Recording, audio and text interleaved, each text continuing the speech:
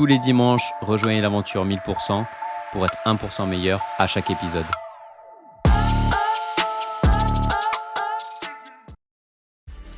Écouter des podcasts, c'est bien, mais vivre un événement, c'est encore mieux.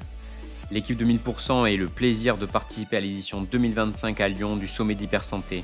C'est l'événement référent sur la longévité, un lieu, mais aussi un moment exceptionnel pour rencontrer des gens inspirants et qui nous tirent vers le haut. L'opportunité de rencontrer des experts, des médecins, des chercheurs, des entrepreneurs dans le domaine de la longévité, mais aussi des passionnés comme vous et moi. C'est vraiment une expérience à 1000% autour d'un objectif commun, vivre mieux et plus longtemps. On se donne rendez-vous au Sommet de l'Hypersanté en 2026. Dans le cadre de notre partenariat avec Nutri & Co, on est heureux de vous proposer moins 10% sur tout le site avec le code podcast10, lien et code en description. Retour au podcast. Bonjour à tout le monde, bienvenue aujourd'hui pour un nouvel épisode de 1000% podcast. On a la chance, l'honneur, comment on peut dire Pierrot ? L'honneur, hein ? L'honneur de recevoir monsieur Vincent Pacton. Comment allez-vous ? Merci pour l'invitation. Ça va être un podcast intéressant. On a déjà fait un podcast sur moi. On a également fait sur Pierre. On essaye de vous transmettre un petit peu notre motivation, pourquoi on a essayé de construire ce podcast et aussi de partager un peu plus nos, entre guillemets, compétences. Donc là, aujourd'hui, on va parler du mode de vie, de ton expérience aussi sur être en bonne santé, longtemps, essayer de vivre pleinement et le plus longtemps possible, garder ses capacités fonctionnelles. Donc, on va d'abord te laisser un petit peu te présenter. C'est vrai que nous, on ne se présente jamais dans 1000%. Donc, je pense que c'est une bonne occasion aussi de te laisser t'introduire et te présenter pour nos auditeurs un peu plus en détail. Si tu as des petits secrets, vas-y, n'hésite pas, dévoile. Vincent, l'explorateur. Ça me plaît bien, ouais. C'est particulier de me présenter face à vous. Vous me connaissez très très bien. Donc déjà, 1000%, c'est un projet d'amis. Et donc mon exploration de la santé, elle est liée au projet 1000%. Et c'est un projet qui nous lie et j'espère qu'il nous amènera très très loin. Et donc voilà, je voulais d'abord me présenter à travers vous les gars. Donc moi, c'est Vincent Pacton. Donc je suis kiné du sport, préparateur physique, fraîchement instructeur Wim Hof. Donc une méthode qui allie la respiration, l'intention mentale et l'exposition au bain froid. Et aussi, dernièrement, je suis devenu micronutritionniste. Et donc, tout ce changement, cette transformation de qui je suis personnellement ou professionnellement, ça a été accompagné aussi par le projet 1000%. Et donc, voilà, j'ai un amour de la vie et de la santé liée au mode de vie qui pour moi, est exceptionnel et sûrement la santé du futur. T'as quand même oublié que t'étais kiné, préparateur physique, il y avait d'autres choses aussi, je crois, non ? Ouais, je l'ai dit. Ah, tu l'as dit, excuse-moi, j'ai dit au début, ouais. Ah, au début, ok. J'ai dit au début. Moi, j'ai pas entendu. Mais voilà, en termes d'identité de thérapeute, c'est vrai que je suis en transformation, donc j'ai aussi l'envie d'être plus qu'un kiné, d'accompagner les gens dans leur santé. Et je pense que voilà, la règle que je suis, c'est d'une, on ne comprendra jamais rien parce que je suis passionné par le vivant, par la vie. Et plus j'apprends, plus avec vous, on est des experts, plus on voit que notre santé, en fait, c'est juste quelque chose de magique. On utilise un corps qui est exceptionnel. On est tous les trois en vie, les gars, et c'est un truc de fou. Et donc ça, c'est la première règle. C'est déjà, on comprendra jamais ce qui est le vivant. Et la deuxième règle, c'est que c'est l'ultra-personnalisation. Je pense qu'on a tous notre propre santé. Et c'est l'exploration de sa propre santé qui, pour moi, est la vérité. Ma santé, la tienne, Alexandre, ou la tienne, Pierre, on a des paramètres qui sont différents. Et donc, ce mode de vie nous permet de redevenir maître de notre santé. Et c'est le chemin qui est important. C'est l'exploration, petit à petit, qui nous amène à augmenter notre potentiel de santé. Je pense qu'il faut accumuler des clés, accumuler des connaissances, et puis après aussi arriver à les mettre en place. Mais est-ce qu'il ne faut pas se faire guider finalement pour arriver à mettre toutes ces choses en place et voir quelles sont les priorités ? Parce qu'on verra, tu vas nous parler de beaucoup de concepts, et moi j'ai peur de me perdre. Donc qu'est-ce que tu me donnerais comme conseil là-dedans ? T'inquiète pas, je vais te garder sur le chemin, mais en vrai ce que tu dis c'est très important et c'est vraiment très moteur chez moi. Donc là j'accompagne des gens dans la santé du mode de vie et aussi dans les bilans micronutritionnels et fonctionnels. Et ce que je veux, c'est cette ultra-personnalisation, elle passe que dans un sens, ça va être déjà l'augmentation de notre connaissance. Donc déjà, écouter 1000%, passer du temps à écouter les experts qu'on reçoit, c'est vraiment une aventure exceptionnelle pour nous parce que je le dis souvent, on est dans un réacteur à connaissances en fait. Et nous, en tant que personne ou en tant que professionnel, c'est une explosion.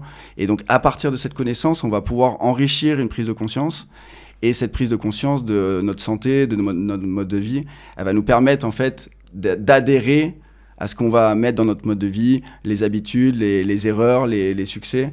Et donc c'est vraiment dans ce sens-là que je pense qu'il y a une cohérence, c'est la connaissance, la prise de conscience et puis l'adhésion aux habitudes qu'on met dans notre mode de vie. Et qu'est-ce qui t'a amené justement à cette envie d'aller explorer ta santé? On en a parlé en off, on t'a demandé justement si on pouvait parler de ce sujet-là, parce que tu as eu aussi une situation particulière quand tu étais plus jeune. Est-ce que ça t'a encouragé à te rendre compte de la chance qu'on avait justement d'être en vie? Ouais, c'est vraiment moteur. Donc moi j'ai eu le cancer de la thyroïde à l'âge de 19 ans et ça a changé ma vie en fait.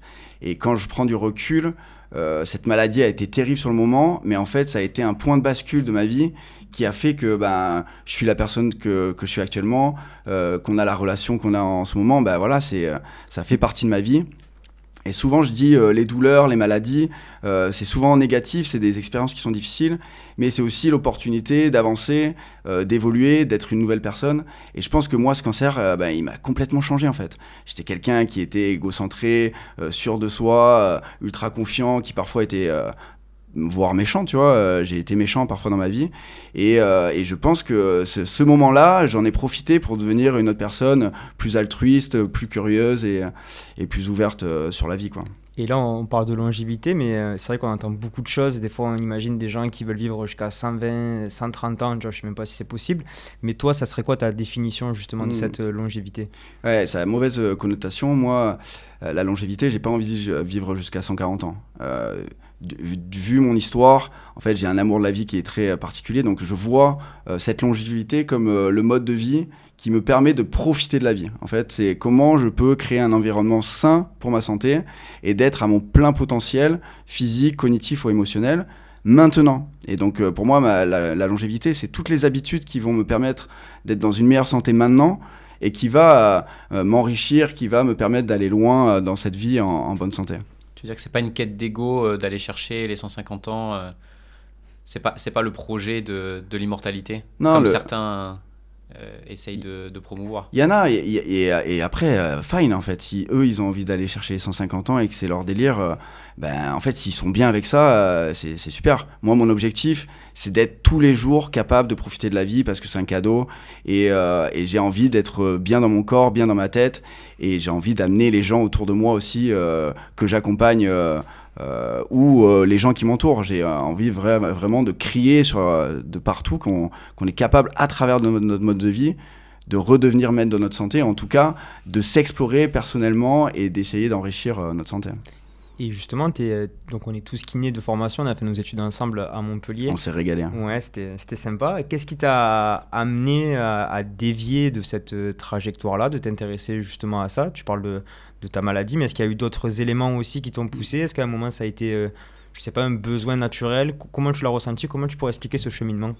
Ouais, et en fait, même en kiné, tu vois, j'ai dû apprendre, je pense, 10 concepts différents et j'ai toujours eu l'envie d'apprendre, tu vois. Je pense qu'une de mes zones de génie, c'est peut-être que je suis curieux, tu vois. Je suis très curieux, j'ai envie d'apprendre.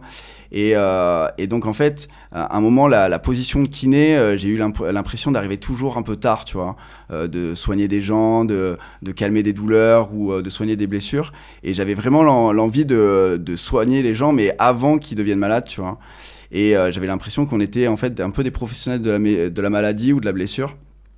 Et donc là, dernièrement, je suis devenu micronutritionniste et je suis très content de ça parce que j'ai l'impression de, pour une fois, me tourner vers la santé, m'occuper que de la santé de la personne et les symptômes sont juste un contexte à prendre en compte, un constat qu'on peut mettre en place.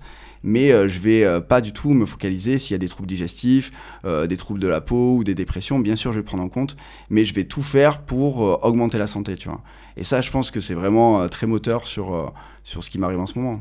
Justement, après, on donnera des conseils. On parlera justement du bilan que tu conseilles aux gens de faire, un questionnaire où justement tu essayes d'évaluer différents piliers, différentes choses et pistes à on va dire tester, Explorer. s'analyser, explorer exactement, que ce soit le sommeil, la nutrition, l'activité physique, on en parlera dans une seconde partie. D'ailleurs, on mettra les chapitres, donc vous pourrez avancer s'il y a des parties qui vous intéressent plus que d'autres. Et n'hésitez pas à liker la vidéo si Oui, vous êtes mettez le encore pouce, là, hein. le pouce. Envoyez les 5 étoiles. Ouais. Et qu'est-ce qui t'a amené justement à faire Wim Hof? Parce que c'est vrai que ça a peut-être recommencé aussi. Enfin, nous, on connaît nos histoires vu qu'on se connaît, mais les gens ne se savent pas. Qu'est-ce qui t'a amené justement à aller vers cette méthode Wim Hof? Pourquoi?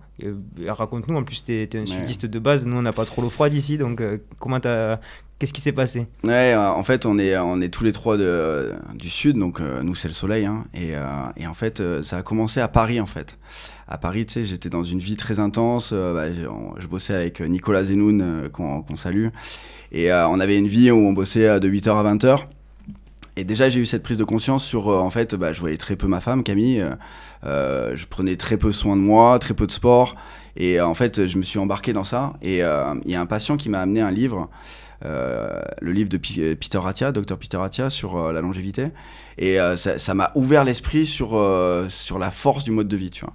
Et donc, avec Camille, on a décidé de partir, tu vois. On voulait changer, on voulait prendre soin de nous et prendre du temps pour nous. Et donc on est parti à Cape Town en Afrique du Sud, vraiment avec cette envie de couper avec cette vie très intense, qui à la fois a été une bénédiction aussi de vivre à Paris, c'était incroyable. Et on est parti en Afrique du Sud pour se faire du bien, tu vois. Et donc à la fois on a découvert une nouvelle langue, on a découvert des gens, mais on a aussi découvert en fait des gens en Afrique du Sud, à Cape Town, donc c'est le sud de l'Atlantique. Et les gens, en fait, ils prennent des bains froids tous les matins, donc ils démarrent leur journée, ils font du sport, ils font un bain froid, ils vont boire un café, ils sont entre potes, et puis après ils démarrent leur journée comme ça. Et pendant 6 mois, j'ai pris ça tous les jours en fait, et j'ai découvert en fait des bénéfices incroyables. J'ai peut-être des prédispositions avec le froid où c'était assez facile pour moi, mais derrière je voyais de suite des effets qui étaient très très puissants, surtout sur mon calme mental, tu vois. J'étais vraiment très serein, très calme dans ma tête, et aussi mon corps, je me sentais aussi très fort. Et donc, il y avait vraiment cette énergie, tu vois, des gens qui se rejoignent pour se faire du bien. Et c'était exactement ce que je cherchais. Et donc, voilà, Wim Hof, c'est une méthode qui prend le froid, mais qui a une continuité avec la respiration, aussi avec l'intention dont on place notre mental.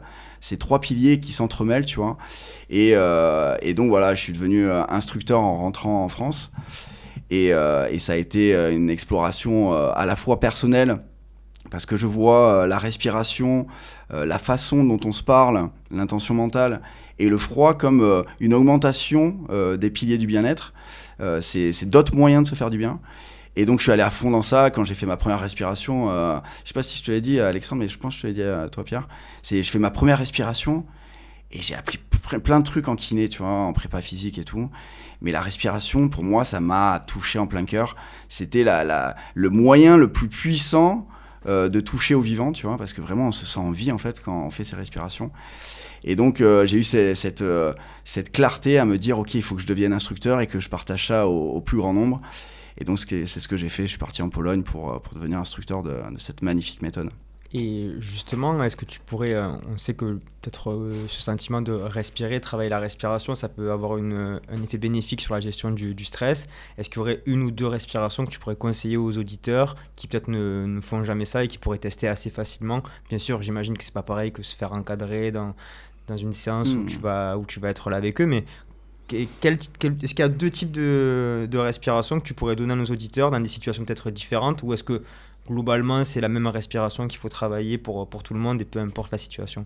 Ouais, ça c'est exceptionnel. À Paris, en fait, c'est la première fois où je soignais des gens, déjà juste en les faisant respirer, tu vois. Parce qu'il y avait beaucoup stressé, et en fait, le diaphragme, tu vois, c'est un muscle qui est vraiment central dans notre corps et qui est central aussi dans notre vie parce que il nous permet de respirer. Et donc, avant de devenir instructeur Wim Hof, je commençais déjà à traiter les gens que en les faisant respirer. Genre les 2 premières séances, je les touchais pas et juste je les apprenais à respirer. Et donc une première respiration que tout le monde peut faire, c'est juste de fermer les yeux. Là, on peut se faire un 30 secondes si vous voulez. On ferme les yeux et juste on est à l'écoute de notre respiration. On observe si on respire par le nez, si on respire par la bouche, si on a une respiration ample ou plutôt courte. On regarde aussi si ça va vite, si c'est plutôt calme.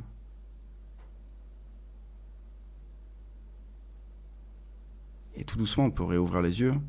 Et en fait, tous les trois, on a senti qu'il s'est passé un truc. Et on a fait vraiment, là, on l'a fait vite, on l'a fait 26 secondes, quoi. Si vous faites 2 minutes à fermer les yeux, placer votre intention sur votre respiration, ok, j'observe en fait. Comment je respire là maintenant.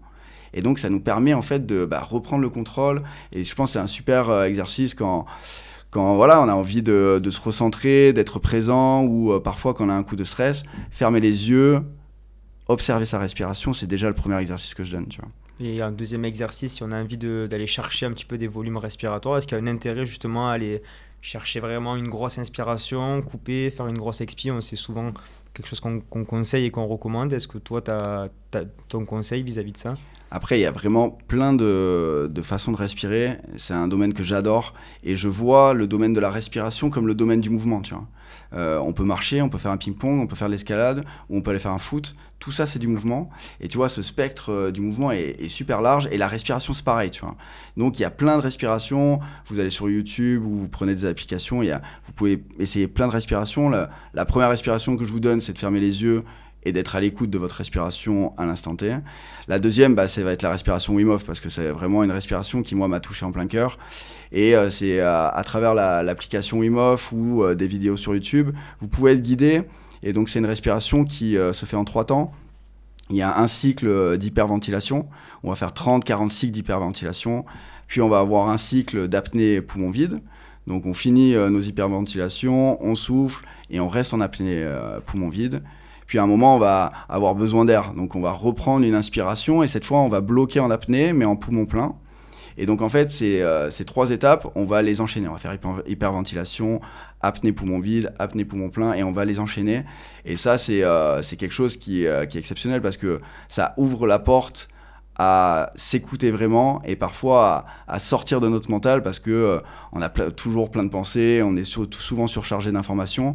Et le fait de suivre ce cycle respiratoire, ça peut vous amener à un moment à un état méditatif où moi j'avais déjà essayé de méditer avant, mais ça a toujours été difficile de fermer les yeux et de penser à rien. Moi j'ai toujours eu du mal, j'arrivais pas à comprendre. Et en fait, de suivre ce cycle respiratoire t'amène tout doucement, donc tu es actif, tu suis un rythme respiratoire et d'un coup tu peux aller ailleurs et arriver à un état méditatif ou à un état de conscience modifié. Toi, Pierre, tu l'as expérimenté. Et oui, mais la vraie différence aussi, c'est entre de la respiration abdominale, comme on vient de faire, et par exemple de la cohérence cardiaque. Je pense que les gens connaissent maintenant 5 secondes d'inspiration, 5 secondes d'expiration pour monitorer un peu le rythme respiratoire et calmer le système. Ça, c'est du travail que tu peux faire tout seul versus les respirations Wim Hof qui se font en groupe, où il y a quand même cet effet de synergie de groupe et c'est quand même très particulier de faire des respirations guidées par quelqu'un en groupe versus le faire au calme chez soi. C'est pas tout à fait les mêmes choses qu'on vient chercher. Ouais, en fait, c'est pas les mêmes modalités et c'est ce qui est magnifique dans la méthode Wim Hof, c'est que c'est une méthode que tu peux embarquer à la maison en fait. Donc tu vas vivre une expérience à travers un événement, un atelier ou un week-end et c'est très expérientiel, tu vois. Donc tu vas vivre des choses à travers cette respiration, tu vas te connecter à toi-même et aussi aux gens qui t'entourent. Tu vas aller dans le froid, tu vas pourquoi pas faire de la méditation et placer ton intention. Tout ça, c'est très expérientiel dans l'atelier, dans les week-ends, mais c'est des méthodes que tu peux embarquer dans ton quotidien pour te faire du bien, tu vois. Et donc, faire une respiration Wim Hof sur YouTube, ça n'a pas du tout le même effet, mais ça a un effet de bien-être de, ok, en fait, je me fais un exercice de respiration, je me fais du bien. Pareil pour le froid, tu vas pas faire un bain glacé tous les jours, mais t'exposer au froid, faire ta douche froide, c'est aussi un moyen de se faire du bien, parce qu'il y a des bénéfices à s'exposer au froid, à faire des respirations, et c'est ça qui est la beauté de Wim Hof, c'est tu peux vivre, tu peux t'explorer, et tu peux vraiment te découvrir autrement à travers des ateliers et des week-ends, mais c'est aussi une méthode que tu peux embarquer, mettre dans tes routines et enrichir en fait ta quête de bien-être. Après, tu le considérais comme un pilier de la santé ou plus comme la petite cerise sur le gâteau, de l'optimisation? C'est quoi ta vision vraiment? Pour toi, c'est vraiment un pilier cette méthode Wim Hof, où il y a quand même des choses beaucoup plus importantes. Tu vois, je pense notamment aux gens peut-être qui sont peut-être moins intéressés par la respiration, le froid.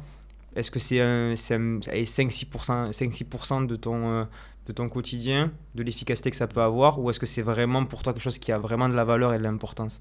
Je pense que ça a beaucoup d'importance et je le mettrais, tu vois, dans les 4 piliers qui font la santé du mode de vie. Donc il y a le sommeil, la nutrition, l'activité physique et il y a la santé mentale, tu vois. Et donc je pense, je mettrais ça dans le pilier de la santé mentale, même s'il y a des bénéfices physiques, physiologiques, à se mettre au froid, à respirer.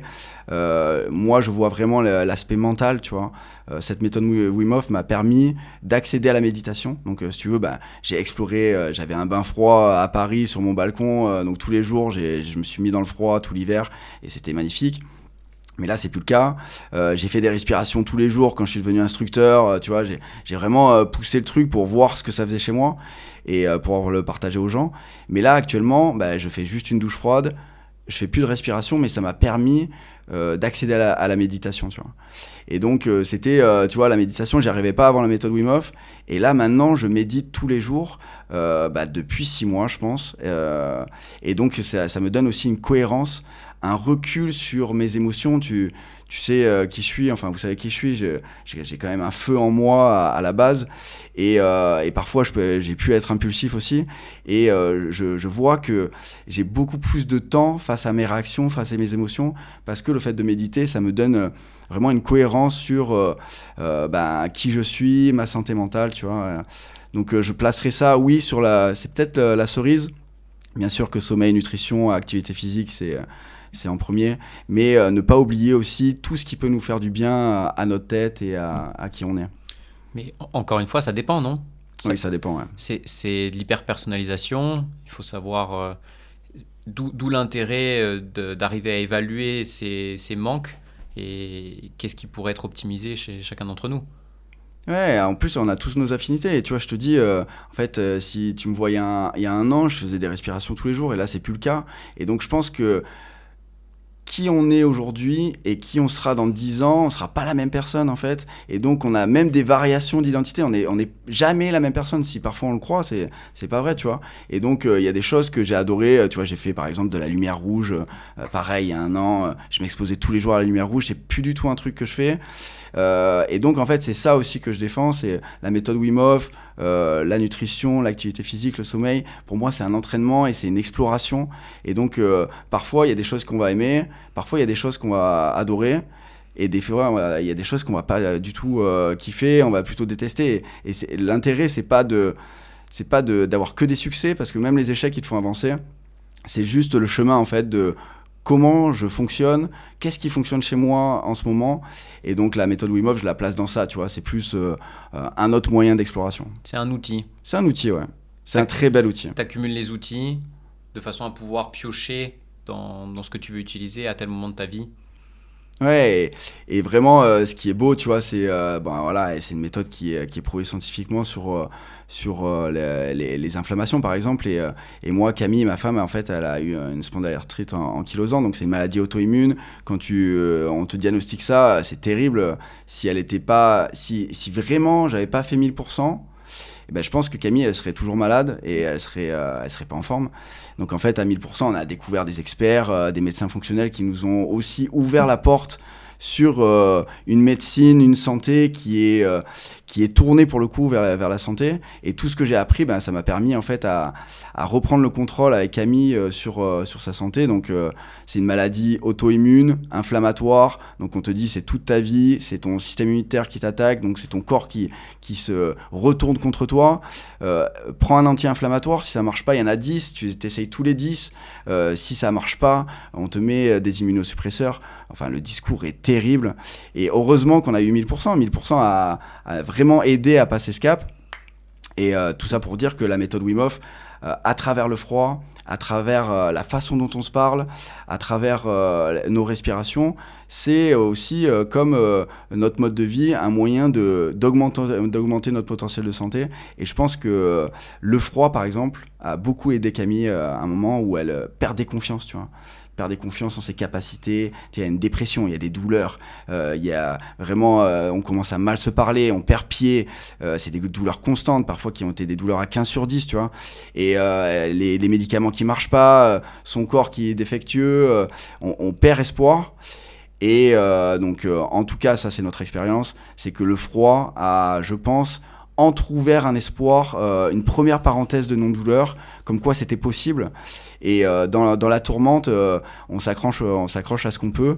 Et donc nous, ça a fonctionné. Donc ça a été notre expérience. Et je pense que ça peut aider d'autres personnes. Et chacun peut trouver un moyen. Mais l'idée, c'est quand on est parfois perdu dans la tourmente des douleurs, trouver de l'espoir, c'est essentiel. Je pense qu'il y a vraiment un intérêt à explorer ces différents outils.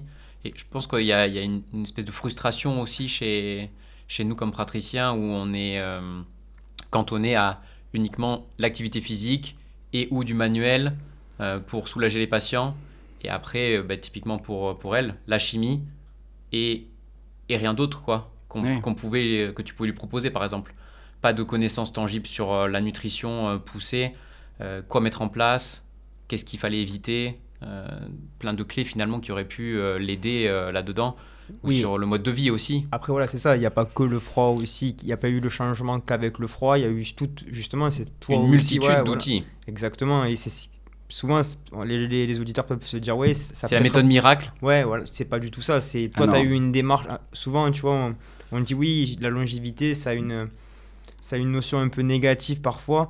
Toi, ça a quand même été poussé par des moments difficiles qui t'ont, si tu as voulu justement les dépasser, à te renseigner, t'éduquer, voir ce qui... Et en fait, ça t'a intéressé et plus tu as commencé à accumuler des informations, plus ça t'a passionné. Et après, tu es parti dans ça. Ça a été un peu un fil conducteur quand même. Ouais, c'est fou. C'est fou parce que 1000%, en fait, c'est le fil rouge.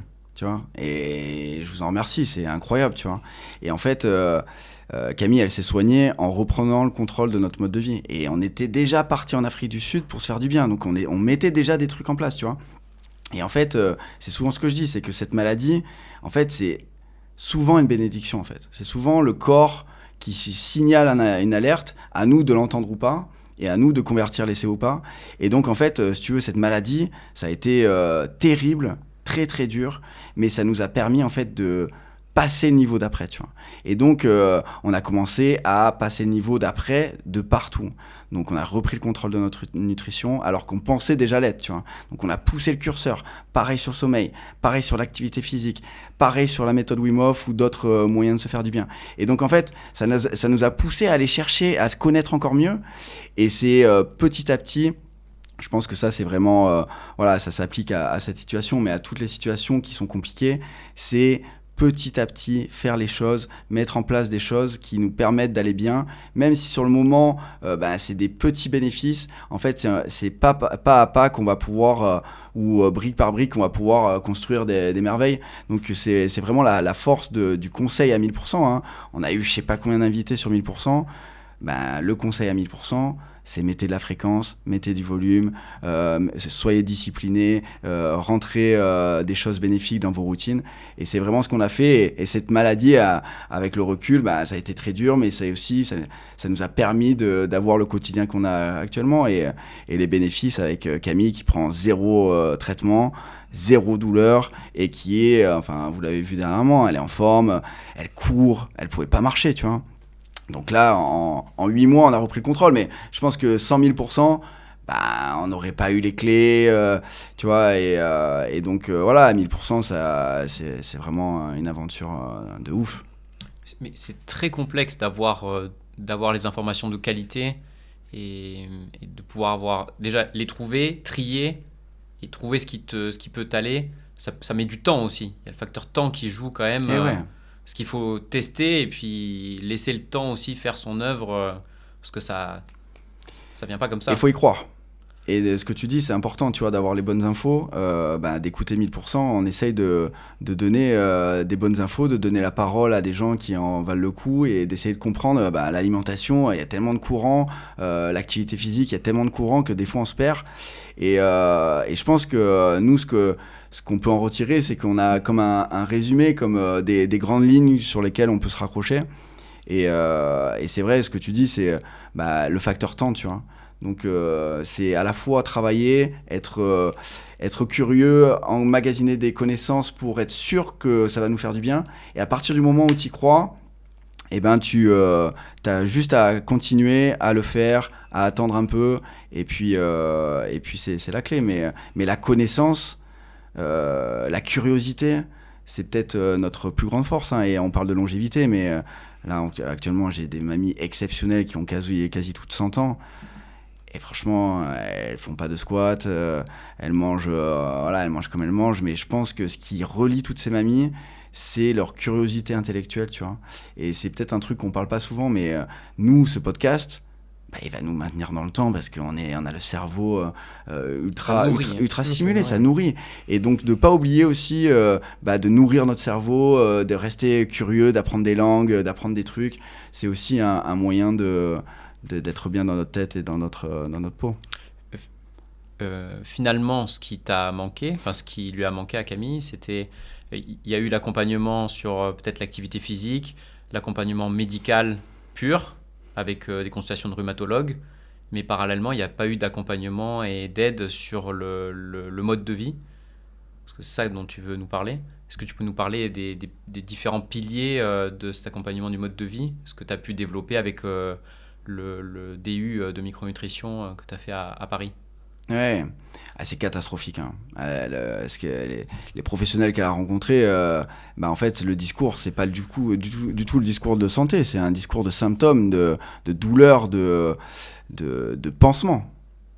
Et donc, vraiment, ce mode de vie, j'y crois beaucoup parce que Camille, elle s'est soignée par le mode de vie et ça me donne une puissance. Je veux le crier au plus de gens possible. Je veux impacter le plus de gens possible parce que je suis sûr qu'on a tout dans notre quotidien pour se faire du bien et pour redevenir ou être maître de notre santé. Et donc, c'est vrai que cette alimentation, ce sommeil, cet entraînement, cette activité physique et même cette santé mentale, je vois ça sur le prisme de l'entraînement. Comme je vous ai dit, ou comme tu as dit Pierre, il y a du temps. Et si on veut avoir une vraie différence au miroir de notre corps, c'est pas en faisant 2 entraînements qu'on va avoir les tablettes. Mais par contre, si on se laisse le temps de créer des adaptations, on va avoir sûrement des formes, des tablettes qui vont arriver. Et donc c'est pareil pour l'alimentation, c'est pareil pour le sommeil, c'est pareil pour notre santé mentale. De mettre des choses dans nos routines pour être discipliné et pour créer des adaptations, c'est, je pense, la santé du futur. En fait, notre mode de vie nous permet, clairement, je parlais du livre de Peter Attia, il définit ça en fait. Il définit en fait les modalités d'apparition des 4 grandes maladies chroniques qui tuent l'homme actuellement. Donc c'est 74% des décès mondiaux qui sont dus au cancer, aux maladies cardio, neurodégénératives et diabète. Et tout ça, il y a une prévention par notre mode de vie en fait. Et donc c'est là où ça devient très important, c'est qu'on voit que l'humanité ne décède plus d'accidents ou d'infections aiguës comme on pouvait avoir dans le passé, mais en fait c'est des maladies de civilisation. Donc c'est chroniquement dans nos routines, en étant discipliné sur ce qui peut nous tuer, peut aussi augmenter notre santé, tu vois. C'est aussi la réduction de l'espérance de vie en bonne santé qui pose question. Ça, c'est un truc de ouf. C'est l'âge de la retraite. Donc, en fait, l'espérance de vie en bonne santé, en plus, la définition de l'espérance de vie en bonne santé, c'est catastrophique. C'est l'absence d'incapacité ou de maladie. C'est pas t'es à ton plein potentiel, tu vois. Et c'est 64 ans pour les hommes et 66 ans pour les femmes, tu vois. C'est juste pile à l'âge de la retraite. Donc ça veut dire on travaille toute notre vie, on arrive à la retraite, et là, l'espérance de vie en bonne santé s'arrête ? Bah non, en fait. Et donc, en fait... Ça veut dire quoi ? Il faut augmenter l'âge de départ à la retraite ? Oui. Il est en train de se faire piéger. Non, mais tu vois, et en fait, tout est dans le mode de vie. Et c'est pour ça que je vois ça comme un entraînement. C'est en fait, on a un déclin normal de nos capacités, qu'elles soient intellectuelles, physiques ou émotionnelles, tu vois. C'est la vie, tu vois. La vie va avec la mort, mais ça, c'est OK, tu vois. Mais en fait, le fait de, dès maintenant, s'entraîner à se faire du bien, dès maintenant, augmenter nos capacités physiques, intellectuelles et émotionnelles, ça nous permet en fait d'avoir un héritage et qui va lisser en fait ce déclin. Et c'est comme ça qu'on va pouvoir répondre à une question que Peter Attia pose, c'est quels sont les objectifs que tu te places pour tes 10 dernières années de vie. Et ça, c'est une question qui m'a bousculé en fait. Et quand j'ai lu ça, j'ai décidé de partir à Cape Town et de prendre du temps, tu vois, et parce que en fait c'est fondateur. C'est qu'est-ce que tu veux ? Tu peux décider d'être sous un pin, jouer à la pétanque avec tes potes, t'es juste sur un banc et tu bouges pas. où tu es à quatre pattes en train de faire des puzzles avec tes petits-enfants, ou tu décides d'aller en pleine montagne, en camping-car avec tes petits-enfants, tu vois. Peu importe l'objectif, tout est respectable, tu vois. Mais en fonction de l'objectif que tu as envie, et ben en fait, ça induit en fait un travail et des créations d'adaptation dès maintenant, en fait. Et tu l'as dit, une des difficultés, c'est justement, je suis parti à Cape Town, j'avais une alimentation que je pensais saine, et en fait, je me suis rendu compte qu'elle ne l'était pas forcément ou qu'elle n'était pas optimisée. Et je pense que c'est quelque chose d'important pour les auditeurs, c'est comment on fait pour justement bilanter, comment je suis dans mon quotidien, est-ce que mon activité physique elle est bonne, est-ce que mon sommeil il est bon, enfin, comment tu fais pour faire un état des lieux de la personne en disant on va travailler plutôt sur ce domaine-là ou ce domaine-là. Comment ça se passe concrètement ? Non, mais juste intervenir, tous les patients qui me disent non, mais franchement, moi je mange bien. Hein. Il faut aller quand même un peu plus loin que juste ça. Qu'est-ce que ça veut dire bien manger ? Je pense qu'on n'a pas vraiment accès à cette information de qu'est-ce qui est suffisant, quelle est la qualité nutritionnelle, la quantité nutritionnelle. Est-ce que tu pourrais poser 2-3 questions à nos patients et pour savoir si à nos auditeurs, excuse-moi, et qui se rendent compte, peut-être que en fait en nous écoutant, non, j'arrive pas à répondre à sa question, j'en sais rien. Est-ce qu'il y a des questions justement qu'on peut leur poser et qui peuvent faire ouais, tu vois, ce podcast donc là j'ai créé un questionnaire qui me permet d'analyser le mode de vie, tu vois. Et si tu veux, dans ce questionnaire, je vais prendre l'alimentation et je vais détailler toutes les habitudes qui me paraissent intéressantes, tu vois. Donc déjà, qu'est-ce que tu manges ? Quels sont tes aliments de base ? Donne-moi ton panier de courses type, donne-moi ton frigo, tu vois. Honnêtement, hein. Ouais, voilà. On vous connaît. Et on sait très bien, enfin, je pense que vous avez tous fait cette réflexion d'aller chez des gens, ouvrir le frigo, et c'est comme genre le miroir de la personne. On n'a jamais le même frigo, tu vois. Donc déjà, c'est super important de voir cette nutrition sur tout le chemin de la nutrition. C'est-à-dire, tu vois, moi, je suis pour la qualité des aliments. Et donc, est-ce que tu sais comment tu vas prendre ta viande, ton poisson, tes légumes ? Est-ce que tu manges bio ou pas ? Déjà, ça va me donner des indications. Est-ce que tu manges des produits transformés, oui ou non ? Tout ça, ça va être déjà un premier jet, tu vois. Comment tu t'approvisionnes ton assiette, tu vois. Et puis après, c'est quel est le temps que tu passes à cuisiner, tu vois. Parce que ça, c'est vraiment un sujet que je me rends compte avec mes accompagnements, c'est la question de temps est ultra importante. On vit dans une époque où on n'a pas le temps, tu vois. Mais, on n'a pas le temps ou on prend pas le temps ? Et alors, c'est un peu des deux, tu vois. Par exemple, le fait de cuisiner, là, si je t'explique, moi, ce qui m'est arrivé sur la nutrition, quand Camille était pas bien, je suis devenu cuisinier, tu vois. Et j'avais jamais fait ça, mais je suis le king des soupes, des purées, des sauces, de toutes les cuissons à la vapeur, je sais pas quoi, parce que j'ai pris le temps de cuisiner, tu vois. Et donc, prendre le temps de cuisiner, il faut soit être capable de se dégager du temps, soit il faut être intelligent, tu vois. Et il y a quelque chose que je peux donner aux auditeurs, c'est vraiment, moi, je vais cuisiner mes légumes en 2 fois dans la semaine, tu vois. Et donc, je vais me mettre 2 temps de cuisine qui vont me permettre d'avoir 2-3 jours d'avance, tu vois. Et donc, je fais du volume où je vais éplucher, cuire des légumes à la vapeur et puis je vais tout mettre ça en Tupperware dans le frigo. Et ça me permet de gagner du temps, tu vois. Tout ça pour dire que, en fait, sur l'alimentation, même moi, je découvre encore des trucs sur moi, tu vois, et sur ma nutrition. Mais je veux pas dire que je suis parfait, tu vois, mais ça fait un moment que j'explore. Et quand Camille est tombée malade, je pensais bien manger. Et finalement, on a fait un régime de restriction, par exemple, qui nous a poussé à trouver des solutions, tu vois.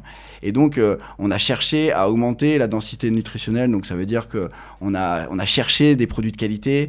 On a uniquement mangé bio, alors qu'avant, on prenait un aliment sur 5 bio et on pensait manger bio.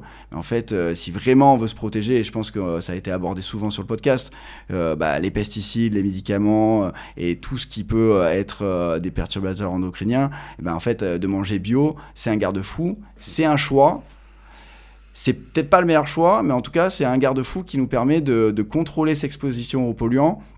Et quand tu as quelqu'un qui est malade, tu mets tout en sorte. Et donc, en fait, mon questionnaire de l'alimentation, du sommeil et de l'activité physique, je le dégrossis pour voir quel est son niveau de conscience et de connaissance, tu vois. Parce que si je m'adresse à Jocelyne qui mange que des purées faites ultra transformées, ou au contraire je parle avec toi mais tu manges pas encore bio, ou toi Pierre tu manges bio, tu vois, c'est pas le même niveau, c'est pas le même constat. Et ce que je crois, c'est l'ultra personnalisation. Donc quel est le constat, quelle est l'évaluation, quel est ton niveau de connaissance et de conscience, et comment je vais pouvoir t'aider, comment je vais pouvoir être un point d'appui pour que toi, tu viennes augmenter cette prise de conscience et tu commences à créer des petites habitudes qui vont être saines pour ton mode de vie. L'idée aussi, c'est de faire petit à petit. Oui. Tu peux pas gravir trop d'étages d'un coup. Si la marche est trop haute, tu peux pas passer d'un coup à changer tout ton mode de vie. Et ça a un coût aussi. Bien sûr. Surtout que là, tu parles de bio, mais c'est vrai qu'il y a aussi d'autres paramètres pour les gens qui n'ont peut-être pas le budget, notamment, je pense qu'on constate toute la même chose, c'est aussi les protéines, le nombre de protéines que prennent les gens. Est-ce que justement tu t'intéresses aussi aux macros? Est-ce que tu vas poser des questions sur ça, connaître un petit peu la composition de l'assiette des gens? Comment tu fais aussi? Parce que tu vois, typiquement, moi, j'aurais peut-être du mal à t'expliquer ce que je mange par semaine. J'ai pas forcément d'idée de quantité, je sais que j'ai mes portions, j'essaie d'avoir un petit peu de tout, mais concrètement, qu'est-ce que tu vas poser aux gens, hein? Est-ce que tu poses des questions sur les macronutriments? Est-ce que tu demandes aux gens est-ce qu'ils mangent des légumes combien de fois par semaine? Tu vois, des questions concrètes que tu vas aborder avec tes patients. Ouais, bien sûr. Il y a les aliments types, je pose des questions sur les macros, donc les macros, c'est protéines, lipides, glucides, mais il y a des gens qui savent pas définir ça, tu vois. Et donc à partir du moment où la personne ne sait pas définir ça, moi mon rôle c'est pas lui parler des effets des oméga 3, tu vois, parce que c'est trop loin. Mais par contre mon rôle ça va être de m'adapter à son niveau de connaissance pour que je vienne lui donner les informations, parce que moi je vais pas donner des programmes alimentaires en fait, hein. Je vais pas donner des programmes d'activité physique. Donc je propose un questionnaire. Je propose aussi un calendrier, tu vois, sur 3 à 7 jours en fonction de la disposition de la personne, pour avoir, tu vois, les photos de son repas, sa construction d'assiette, et ça va me permettre de voir l'assiette, mais aussi de voir son rythme de sommeil, de voir sa qualité de sel, de voir plein de choses, comment elle s'entraîne, pour vraiment avoir aussi un regard sur ces 3 jours ou une semaine de mode de vie. Justement, tu parles des sels, c'est aussi peut-être quelque chose que les gens ne savent pas, peut-être pour juger de la santé digestive ou intestinale, je sais pas comment tu la qualifies, mais est-ce qu'il y a des repères, quelqu'un qui peut-être c'est quoi, c'est le nombre de fois, c'est la qualité des sels, qu'est-ce que tu vas regarder? Parce que c'est quelque chose que on peut facilement constater et se rendre compte pour tout le monde, même si c'est peut-être pas le moment le plus agréable, mais c'est peut-être un bon repère peut-être pour les auditeurs. Ah ouais, moi c'est un repère de ouf, hein. C'est un repère de ouf. Même moi, qui étais plutôt en bonne santé, en fait, j'ai vu que j'ai amélioré la qualité de mes selles. Et en fait, une crotte bien moulée, de bonne couleur, de bonne consistance, en gros, ça, c'est l'objectif. Et soit tu te déplaces plutôt vers des selles molles, la diarrhée, ou plutôt vers de la constipation. Et ça peut donner en fait des problèmes de santé digestive qui sont, je pense, le premier révélateur, tu vois. C'est comme tes urines, essayer de voir que tu as des urines qui sont jaunes, mais plutôt translucides. C'est de garder ça dans ta journée. On va tous repérer que d'un coup, on a oublié de boire parce qu'on a des urines qui sont très colorées, tu vois. Et donc, de placer son attention sur ça, de savoir que c'est quand même un miroir de notre santé intestinale, je trouve que c'est un truc que tout le monde devrait savoir. Et est-ce que justement, en fonction désolé d'insister un peu sur cette partie-là, mais sur les sels, est-ce que ça serait un raccourci, j'imagine que je le fais volontairement, mais de dire que j'ai des problèmes un peu de constipation, je vais aller chercher un peu plus de fibres, et au contraire, j'ai des sels un peu plus liquides, je vais mettre autre chose en place. Est-ce qu'il y a une réalité par rapport à ça, ou pas spécialement? C'est vraiment après s'intéresser spécifiquement à l'alimentation de la personne, ou est-ce qu'il y a quand même des règles un peu communes où tu vas dire on va plutôt travailler sur ça parce que vos selles elles sont comme ci, et on va plutôt travailler sur ça parce que vos selles elles sont comme ça, ou c'est trop facile de dire ça? Ça dépend. Oui, j'imagine. J'allais le dire.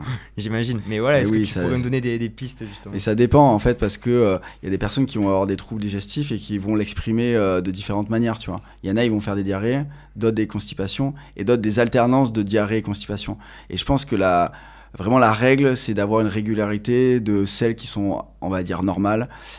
Et ça va te permettre de voir que tu es sur le bon chemin, tu vois. Ok, donc en fait, ce qu'il faudrait limite faire, c'est juger l'alimentation, regarder ce que je mange, regarder mes selles, mais tu vois, comment on pourrait voir est-ce que c'est mon repas de la veille? Est-ce que c'est mon repas du soir? Est-ce qu'il y a une logique par rapport à ça? Est-ce qu'il y a une durée de sel? Enfin, je sais même pas si tu as l'info, hein, je te pose la question comme ça. Ouais, j'ai pas l'info, mais je pense que les personnes qui viennent me voir, elles ont des problématiques soit de symptômes, soit des problématiques de performance, tu vois. Et en fonction de ce qu'on va mettre en place dans leur alimentation et dans l'ensemble du mode de vie, eh ben, on peut voir une évolution sur les symptômes, mais aussi sur par exemple, cette échelle des selles qui va nous permettre d'accompagner cette évolution et de voir qu'on est sur le bon chemin, tu vois. Pareil, on pourrait prendre la fatigue, tu vois. La fatigue, c'est assez flou, mais c'est aussi révélateur de ton énergie, de voir que tu as mis en place des choses sur ton sommeil qui te permettent d'être plus en énergie. Moi, par exemple, je sais pas si on peut embrayer sur le sommeil, mais c'est un sujet que j'adore parce qu'on sait tous qu'il faut bien dormir, mais on sait pas comment. En fait, comment on fait pour bien dormir? Et donc, on a découvert sur 1000%, on a eu plusieurs invités sur le sommeil, et je trouve que c'est un domaine exceptionnel parce qu'il y a plein de choses à mettre en place qui vont te permettre d'augmenter ta qualité de sommeil. Et ta qualité de sommeil, si tu te souviens, le professeur Philippe, il avait dit, c'est évalué uniquement sur ton énergie du lendemain, en fait. Et donc, il propose un calendrier du sommeil que je propose aussi, qui est, je pense, super important pour objectiver quelle journée j'ai été en forme, les corréler à mes heures de sommeil, mes heures de coucher, mes heures d'endormissement, et repérer en fait quel est le bon rythme pour moi, tu vois. Tu en parles aussi de l'importance de la respiration à un moment au niveau du sommeil. Tu as parlé aussi ça c'est plus en off quand on échange entre nous, de l'impact que peut avoir le renforcement musculaire aussi sur ta qualité de sommeil. C'est des choses qui sont personnelles bien sûr, mais est-ce que tu as un retour d'expérience par rapport à ça? Ouais, moi je suis un explorateur. Et donc moi je regarde tout ce que je mets en place et comment ça fonctionne, tu vois. Et donc je regarde beaucoup, je monitore beaucoup mon sommeil, et j'ai vu pas mal d'effets sur le sommeil. Par exemple, de faire de la musculation. Si je fais de la musculation en première partie de journée, je vais vraiment propulser ma zone de sommeil profond. Donc c'est une zone de sommeil où ton corps va se régénérer, va se réparer, que ça soit physiquement ou même cérébralement. Et donc vraiment, quand je fais ces séances de musculation ou de force, vraiment ça vient décupler. Je prends, je sais pas, à 30%, tu vois, c'est monstrueux. Et il y a plein d'interactions qui peuvent être bénéfiques sur le sommeil ou positives. Et par exemple, si je fais la même séance à 19h, je vais pas dormir. Et donc, moi, je suis très exposé au timing de ce que je vais faire, au timing de quand je vais faire mon activité physique, au timing de quand je vais manger. Ça va vraiment bousculer ma qualité de sommeil. Est-ce que je vais bien dormir ou pas? Et donc, voilà, j'ai fait plein de découvertes comme ça. Et une autre découverte que j'ai fait, donc j'ai mis un capteur à glycémie pour voir... pour gérer ma santé métabolique et voir un petit peu comment je réagissais en fonction de mes repas, en fonction de mon mode de vie. Et j'ai eu des vraies découvertes où j'adore les fruits. Et moi, le soir, je mangeais des fruits, et une fois, j'ai mangé une mangue. Et en fait, j'ai vu que je dormais dans le sucre, en fait. C'était un truc de fou. La mangue, elle m'a fait piquer, mais c'était un pic de glycémie qui est resté toute la nuit. Et donc, j'ai vu que j'avais des conditions quasi de prédiabète après avec les analyses que j'ai faites. Et donc, ça s'explique en partie et en grande partie que, en fait, moi, si je prends des glucides et des produits sucrés le soir, je vais être très exposé. Alors qu'au contraire, si je prends le même repas le matin, moi, ça va aller et je vais plutôt lisser ma réaction glycémique. Et tout ça, c'est dans l'exploration, tu vois. Et je pense que le fait de gérer ma glycémie nocturne, d'une, ça va être bénéfique pour ma santé maintenant et pour le long terme, mais ça va être aussi bénéfique pour ma qualité de sommeil. C'est clair que si je dors dans le sucre, je dors dans le sucre et ça va pas. Encore une fois, c'est des données personnelles. C'est perso, ouais. C'est de l'exploration, et c'est pour ça que c'est intéressant aussi d'avoir des outils qui te permettent de recueillir des données. Puisqu'on parlait du sommeil, toi tu utilises la Garmin, tu m'as convaincu là-dessus. Tu l'as au poignet. Je suis converti, c'est bon. Ouais. Ça donne quand même les phases de sommeil. On avait reçu... montre cardio GPS qui était spécialisée sur ça. Il y a une imprécision de l'ordre de 30% sur ces données, donc à prendre avec précaution. Mais encore une fois, ça donne un ordre de grandeur. Vaut mieux avoir un outil que de rien avoir. Et Oui, puis vu que c'est toujours la même marche d'erreur, au final, tu pourras ton évolution sur le temps. Et si globalement c'est positif, ça veut dire que ce que tu mets en place a un effet Ouais, intéressant. c'est cohérent, tu vois, et en fait, qu'on n'ait pas un outil ultra performant, un outil de la NASA, c'est pas grave en fait. Et c'est sûr qu'il y a une marge de manœuvre, mais c'est un outil qu'on peut avoir à 200-300 euros, et ça nous permet de voir nos variations sur le même outil. Même s'il n'est pas très spécifique, ça a beaucoup de sens de voir la variation sur le même outil. Tu vois, par exemple, Camille, elle a eu une bague qui est Ultra Human, avec qui sûrement je vais pouvoir collaborer aussi sur le sommeil. Et, euh, et en fait, les zones de sommeil profond, paradoxales, les notes que donne la bague sont complètement différentes dans la Garmin. Donc il ne faut pas comparer en fait deux outils, parce que ça n'a aucun sens, mais par contre garder le même outil pendant un moment et voir comment ton sommeil va fluctuer, c'est très intéressant. On n'a pas de sponsor avec Garmin. Non. Par contre, nous, celle qu'on utilise, c'est la 955, Forerunner 955. Et je crois qu'encore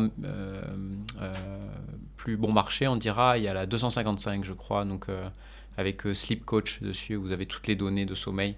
Donc ça peut être intéressant. En fait, je rectifie, c'est qu'on n'a pas encore de partenariat avec Garmin. Ouais. On les attend, hein, Garmin.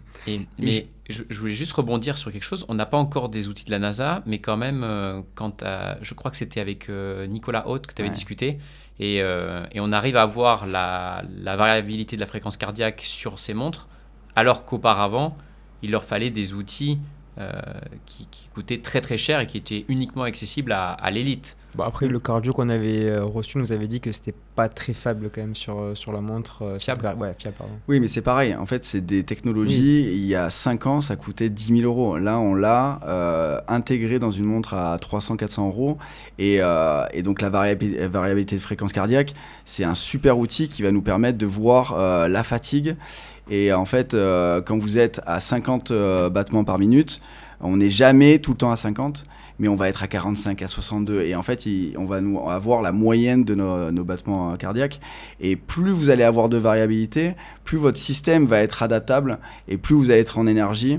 Au contraire, quand on est fatigué, eh ben, on peut voir cette variabilité de fréquence cardiaque qui va au contraire diminuer, et on va se rapprocher du 50, on va être plutôt à 49, 52, et on va rester autour du 50, et moins on a de variabilité, plus c'est annonciateur de fatigue, que ça soit physique ou psychologique aussi. On peut être stressé émotionnellement et voir qu'on a des marqueurs qui chutent aussi. Tu l'as dit justement pour nos auditeurs qui voudraient explorer et personnaliser peut-être leur sommeil, on peut avoir un impact de l'activité physique sur le sommeil selon le placement dans la journée. On peut peut-être aussi avoir un impact de la nutrition sur le sommeil.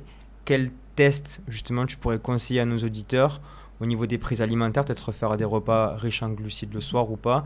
Est-ce qu'aussi il y a un autre élément qui pourrait avoir un impact? Je pense notamment peut-être à l'alcool aussi. Bon, je pense que tout le monde est d'accord sur ça.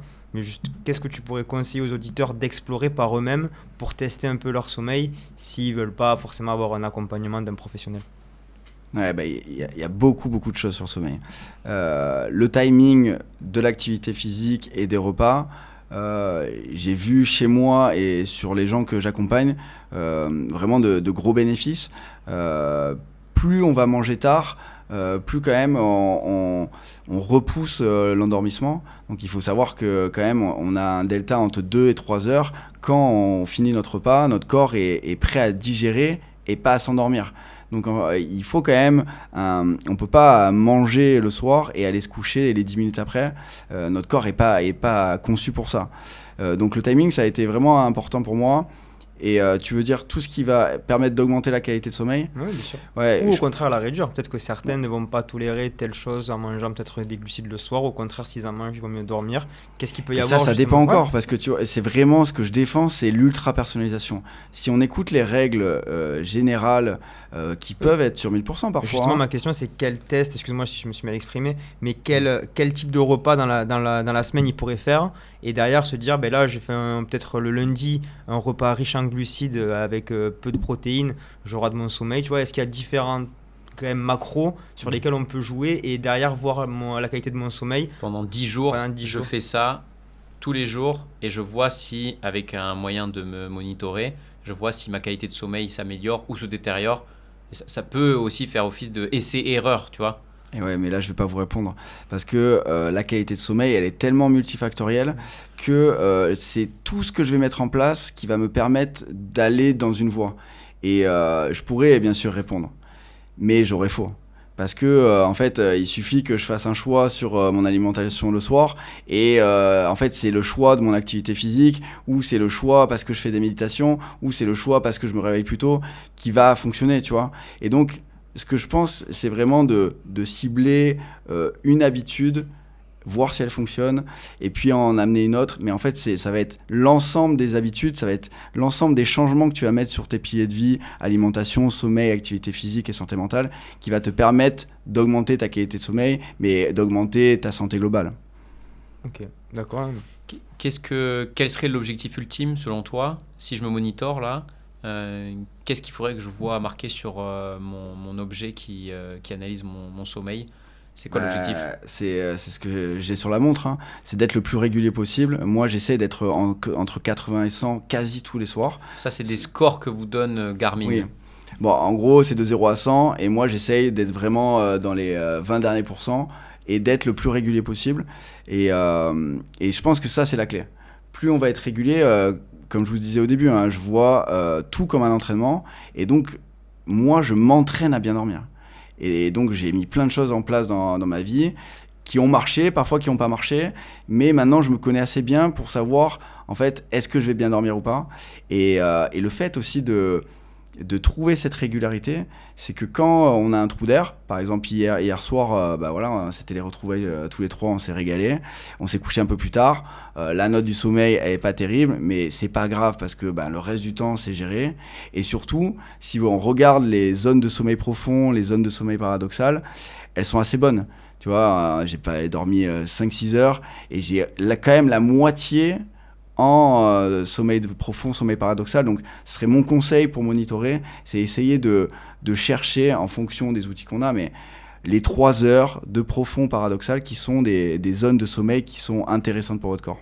Et justement, s'il y avait 3 astuces, 3 tests à essayer dans son quotidien, tu dois commencer par un exactement, mais tu vois peut-être qu'il y en a des sensibilités autres. Est-ce que tu pourrais donner 3 ou 4, je ne sais pas si tu as un nombre, mais de choses que je peux mettre dans ma journée pour augmenter justement ma qualité de sommeil?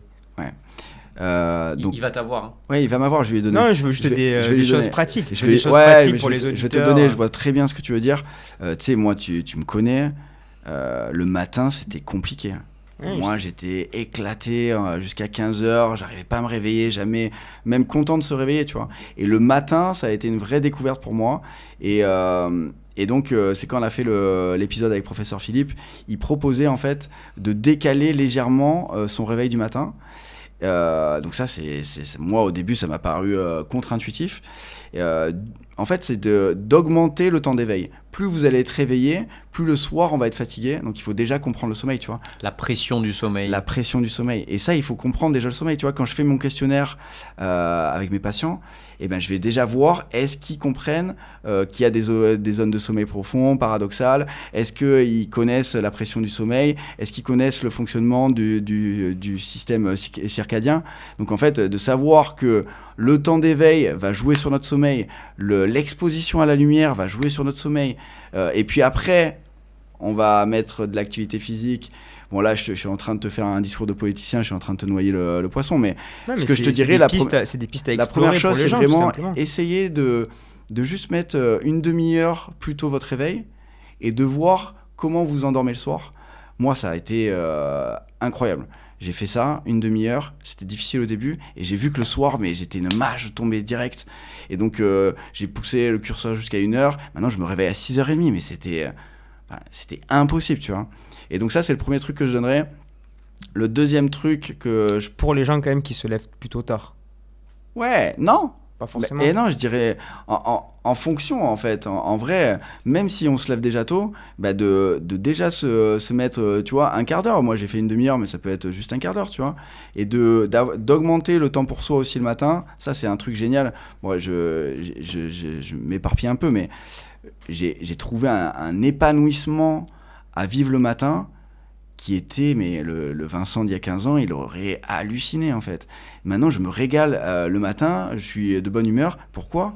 parce que je vais profiter de me faire un bon petit-déj. Vous avez vu que moi, le petit-déj, j'aime bien passer ce temps à construire dégommer le petit-déj. Voilà, je dire quand même. Moi, je suis un dégommeur de petit-déj et ça fait partie de ma routine de me faire du bien, à bien manger, à contrôler ce que je mange. Parfois, je peux faire des petites activités le matin ou dans tous les cas, j'ai du temps pour moi, faire du sport pour moi le matin. Et ça me permet aussi de pas être dans le contre-la-montre du temps pour soi. Je m'explique, c'est si tu fais pas quelque chose bénéfique pour toi le matin, tu pars dans ta journée, tu fais les transports, tu travailles, tu arrives le soir, tu es éclaté. Et donc, tu as toujours ce sentiment de, mais en fait, c'est quand pour moi, en fait ? Quand est-ce que j'ai un moment pour moi ? C'est le soir quand je suis fracassé de la journée et que les enfants sont couchés. Et donc une fois sur trois, on va y aller, et 2 fois sur 3, on va craquer parce qu'on est fatigué. Et donc j'ai trouvé un truc vraiment d'accomplissement personnel, que ce matin devienne moteur dans ma vie, où je fais des choses qui sont bénéfiques pour moi. Et ça, c'est vraiment un truc que je vais donner aux gens que j'accompagne et les gens que j'ai autour de moi. Mais pour finir sur le top 3, je dirais l'activité physique. Franchement, l'activité physique, je vais mettre la musculation parce que je pense que la musculation est sous-cotée. Moi, ça me fait exploser mes niveaux de sommeil et je pense que c'est vraiment bénéfique. Et quand tu vois que ton système musculaire, ton système cérébral, en fait, ils sont construits sur le même modèle, c'est-à-dire que c'est des cellules qui vont rester longtemps. Donc, elles vont peu avoir de renouvellement. Et donc, elles ont à peu près le même système de défense, tu vois. Et donc, en fait, tout ce que tu fais pour augmenter ta santé musculaire, ça va aussi avoir des bénéfices au niveau cérébraux. Et donc, quand tu vois que tu augmentes tes zones de sommeil profond, en fait, quand tu fais du sport, tu augmentes tes zones de sommeil profond, c'est que ton corps, il a besoin de récupérer. Mais pour récupérer, pour cicatriser au niveau musculaire, mais ces zones de sommeil profond, c'est aussi du nettoyage cérébral. Donc, tu vois, tout ça, c'est lié, c'est vraiment super important. Et tu voulais le top 3 et je vais me lancer. Je vais en choisir un parmi toutes les habitudes qu'on peut faire pour augmenter sa qualité de sommeil. Mais moi, je pense que c'est de manger peu le soir, tu vois. Moi, quelque chose qui marche chez moi et sur les gens que j'accompagne, je vois que c'est vraiment d'arriver à manger assez tôt le soir et de manger peu. Je pense que c'est quelque chose qui est bénéfique parce que, comme je vous disais, la digestion peut interférer avec notre endormissement et par définition, décaler notre temps d'endormissement, c'est aussi avoir moins de qualité de sommeil. D'où le gros petit déjeuner le matin. D'où le gros petit-déj le matin. C'est exactement ça et je pars avec ça, tu vois.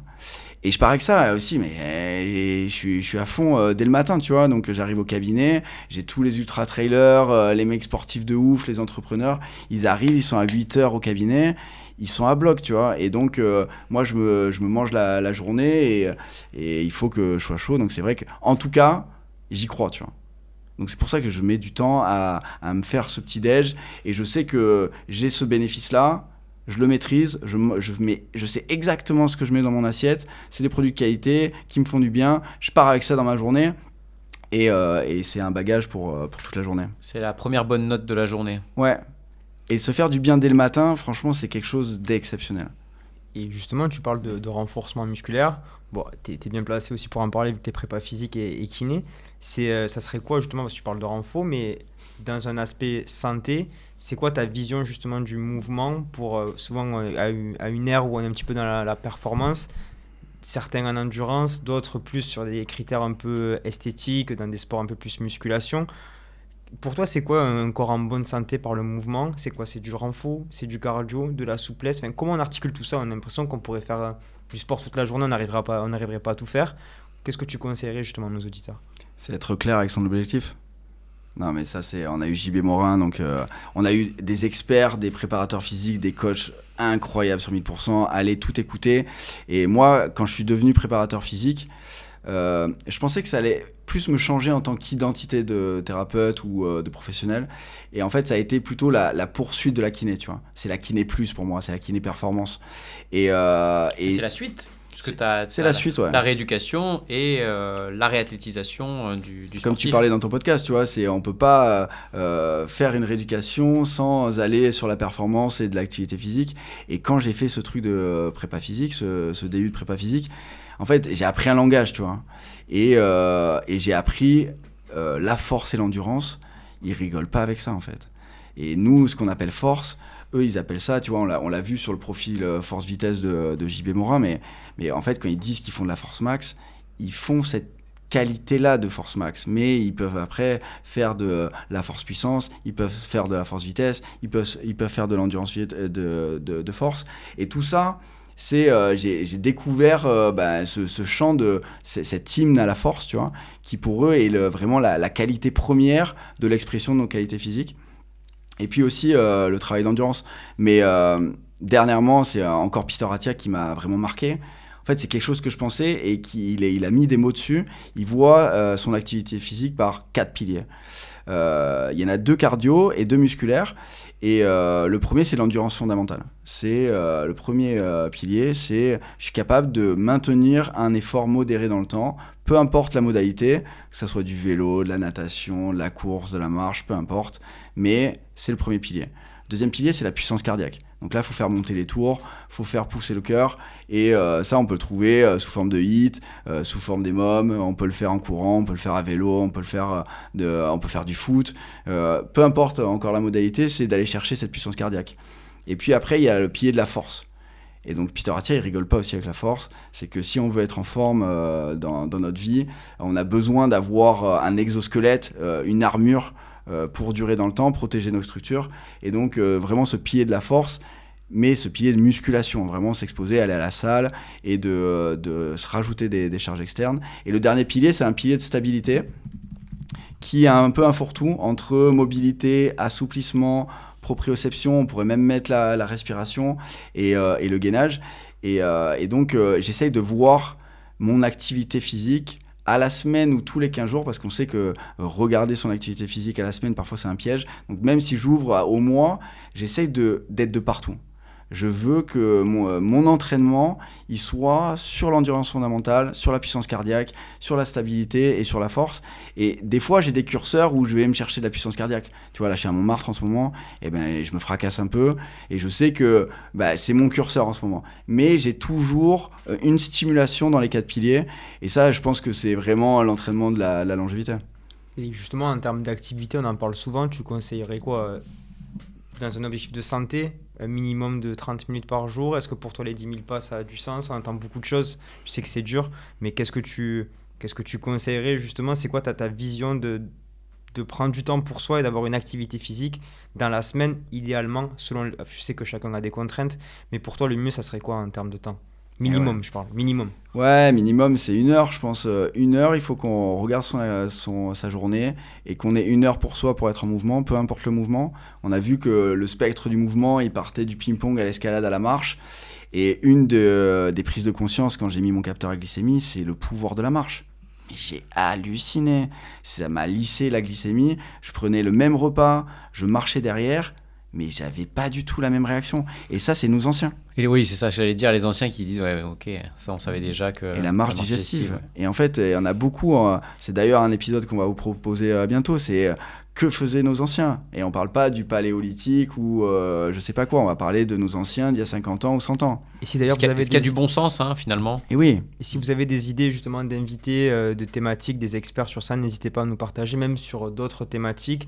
N'hésitez pas à nous en proposer, c'est avec grand plaisir qu'on répondra à vos questions. Et n'oubliez pas de liker la vidéo. Excusez-moi, je vous ai interrompu. Envoyez les 5 étoiles, enfin faites-nous péter le projet là, on se régale, on est trop content de vous avoir. Franchement, on a des retours incroyables et le projet, c'est un projet, c'est aussi un projet d'amitié en fait, et c'est ça qu'on veut vous présenter avec ces épisodes. C'est que pour nous, c'est exceptionnel et on vous remercie d'être là. Et initialement, on ne devait pas faire ce genre de contenu. On s'était dit qu'on se mettait justement en retrait par rapport à nos invités, qu'on n'était pas là pour raconter nos vies. Et bon, on a attendu 150 épisodes. 120 épisodes pour pouvoir faire ça. Mais je pense que ça peut aussi être intéressant de pouvoir vous livrer les connaissances qu'on a pu accumuler au fur et à mesure de ces podcasts, même si finalement aussi c'est à vous d'explorer. C'est ça le message, je pense. Et du bon sens, là, et le mot est venu. Ça, c'est la clé, en fait. C'est Anthony Berthoud, ça. C'est Castronovo aussi qu'on va avoir sur le podcast. Et ça a été Kaplan aussi qui nous a parlé de bon sens. Et c'est quelque chose de transversal. de voir du bon sens, on le sait, à nous de le définir, à nous d'explorer. Et la morale de l'histoire, c'est tout ça. Pour moi, c'est trop épanouissant d'essayer de chercher à me faire du bien, de chercher à faire du bien aux autres. Tout ça, et je pense qu'il y a vraiment une justesse, tu vois, dans cette recherche de notre pleine santé. Est-ce qu'on n'est pas aussi sur quelque chose qui finit par être compliqué? Tu sais, on a parlé de plein de concepts, on a accumulé plein de choses. Tu m'as dit qu'il fallait que je travaille 4 qualités musculaires différentes, que je gère mon sommeil, que je gère ma nutrition. Je sais que tu cuis tes aliments à la vapeur, tu filtres ton eau, tu médites, tu m'as dit de faire des bains froids. Là, franchement, je suis épuisé, moi. Il faut que tu respires surtout là, parce que là, j'en peux plus. Mais c'est super que tu me lances sur ça. C'est que mon mode de vie actuellement n'a rien à voir avec mon changement de vie d'il y a 4 ans. Et donc, en fait, l'urgence, c'est de prendre conscience que notre santé est au centre de notre vie. Et le fait de prendre conscience de ça, c'est vraiment très urgent que on puisse reprendre le contrôle de notre mode de vie et qu'on puisse aller chercher notre plein potentiel de santé. Mais après, on a le temps. Donc l'urgence, c'est dans la prise de conscience. Mais après, le temps de s'évaluer, de s'explorer et d'essayer de faire des erreurs, de faire des succès, ça, on a le temps. Et c'est pas en un claquement de doigts que vous allez prendre mon mode de vie. Et en plus de ça, il va pas vous convenir. Parce que moi, ça me va maintenant. Et peut-être que dans 10 ans, ça m'ira pas. Et est-ce que tu vois pas aussi l'hypersurveillance comme ça, comme un vecteur de stress? Tu sais, c'est un peu anxiogène quand même, quelque part, cette ode à la longévité, à la pleine santé. Tu sais que dans l'alimentation, il y a plein de saloperies. Où est le juste milieu là-dedans? Ouais. Et moi, mon rôle, c'est d'explorer et d'être un peu extrême, mais parce que c'est ma mission. C'est ma mission et je pense que je vais être juste dans les conseils que je vais pouvoir donner en fonction de la personne, tu vois. C'est vraiment l'ultra-personnalisation qui est première. Et donc, si j'ai en face de moi quelqu'un qui va être plutôt anxiogène par rapport à tout ça, je vais peut-être lui distiller un petit peu moins d'infos. Par contre, quelqu'un qui veut se prêter au jeu, je vais assez vite le sentir, tu vois. Et donc, ça va être aussi mon rôle de m'adapter en fonction de la personne, de son constat et de ses attentes. L'idée, c'est de vraiment se faire du bien. Donc, si je vois que quelqu'un vient face à moi et que elle est un peu anxiogène à mettre tout ça et que c'est trop lourd, on va plutôt y aller doucement, essayer de faire de la place, tu vois, d'essayer d'enlever des choses négatives dans son quotidien et puis d'y aller plus doucement. L'idée, c'est de pas vivre la longévité ou la santé du mode de vie comme moi je le vis, mais par contre, c'est d'être un point d'appui pour que les gens aillent chercher leur plein potentiel. Justement, on parle de longévité, mais les processus de vieillissement, ça serait quoi justement tes conseils par rapport à ça? Et si juste je peux faire une petite parenthèse, parce qu'on a parlé de force, pour les auditeurs qui nous écoutent, c'est quoi la force? On a eu JB Morin, il dit que pour être quelqu'un de fort, à peu près c'est 1,5 fois son poids de corps pour un squat, pareil en soulevé de terre. Ça peut être des bons repères, parce que moi j'ai quand même cette image aussi, surtout de la génération de nos parents qui ont beaucoup d'appréhension à mettre du poids, des charges lourdes. Est-ce que tu as un message juste avant de partir sur le vieillissement, sur cet aspect-là justement du travail de force?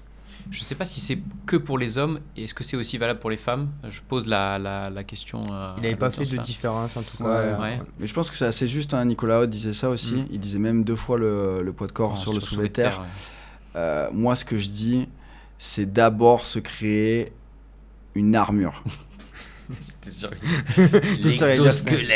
L'exosquelette, parce que en fait, s'exposer à des charges lourdes, c'est aller travailler sa force et se rapprocher du spectre de la force max, mais il faut être prêt à ça.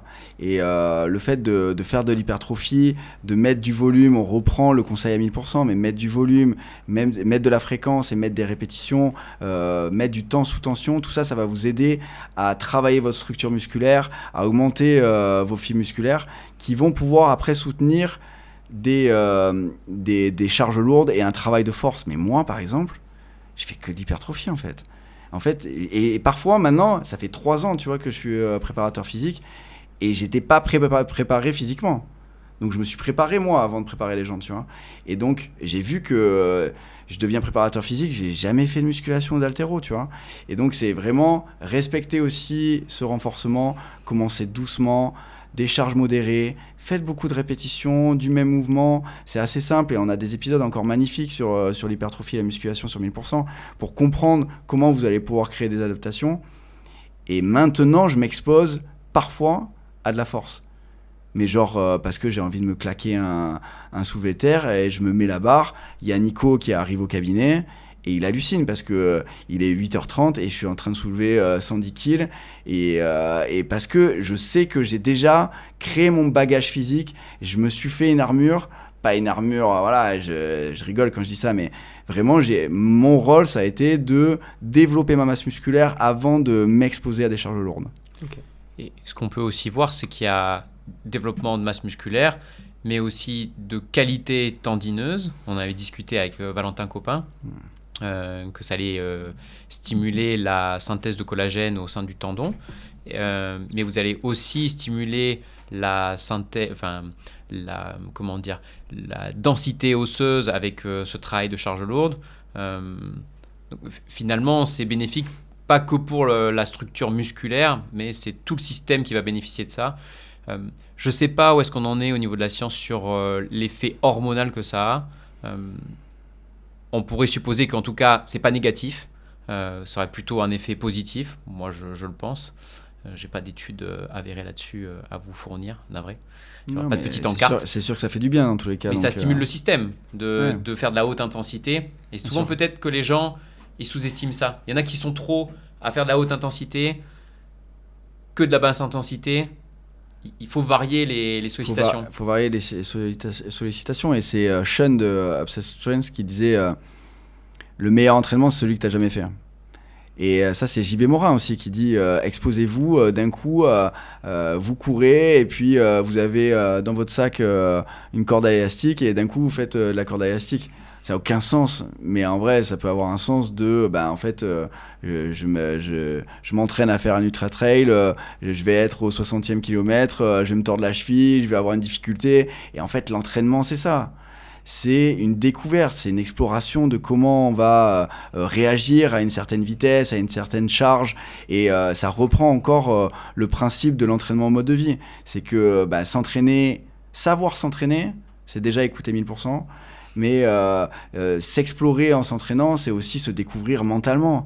En fait, quand tu dis hormonalement, en fait, quand on fait une séance de sport, on est bien, basta. Si on est bien, en fait, c'est une décharge hormonale qui fait que notre corps, c'est de la chimie. Tu vois, je reviens sur Wim Hof qui dit You are your own alchimist. C'est qu'en fait, tout ce qu'on fait pour nous faire du bien, ça se déclenche en fait par de la chimie. En fait, tout se transforme en chimie dans notre corps et donc on devient notre propre alchimiste à créer des hormones de bien-être, à faire du sport, à respirer, à être entre nous, à se faire une cheminée, une côte de bœuf le soir. Tout ça, on est bien, mais c'est aussi de la chimie dans notre propre corps.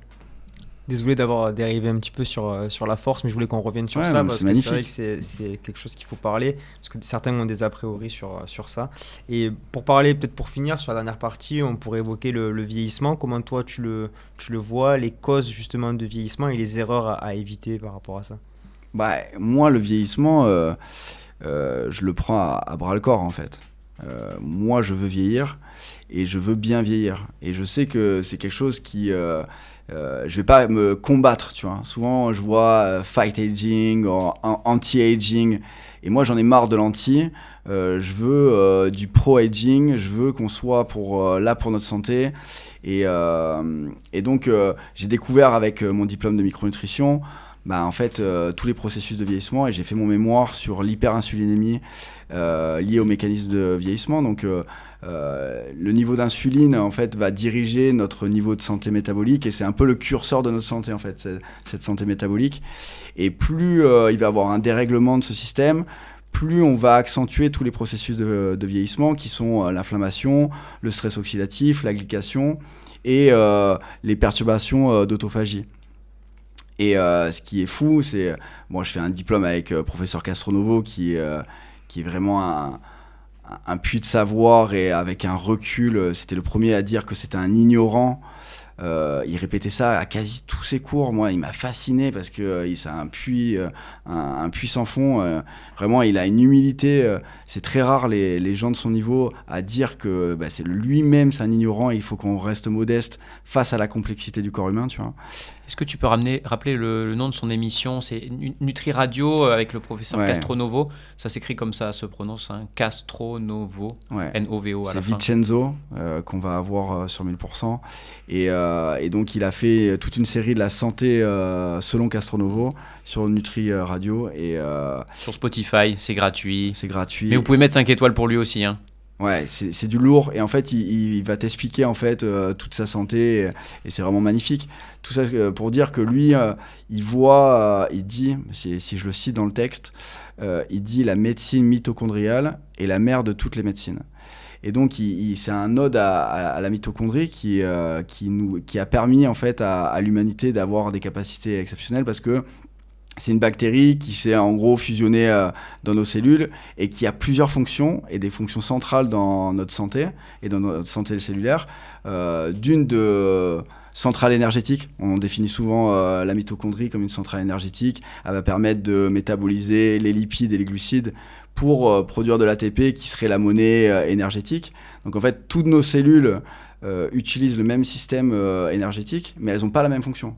Donc tu prends la cellule nerveuse, tu prends la cellule musculaire, la cellule immunitaire, elles ont toutes des mitochondries, mais elles vont utiliser cette énergie pas de la même manière, parce qu'elles n'ont pas la même fonction. Mais par contre, elles ont toutes le même schéma de production d'énergie. Donc ça, déjà, c'est exceptionnel. Et après, il y a aussi, vu que c'est une centrale nucléaire, comme dans toute centrale, il y a des déchets. Et donc, en fait, c'est le premier pourvoyeur de stress oxydatif, qui est un des piliers du vieillissement. Et donc, d'avoir de bonnes mitochondries va te permettre, d'une, de produire de l'énergie efficacement, de deux, de ne pas surcharger de stress oxydatif tes cellules, et donc d'accentuer le vieillissement. Et de trois aussi, elle va réguler en fait, le système d'autophagie. Donc, en fait...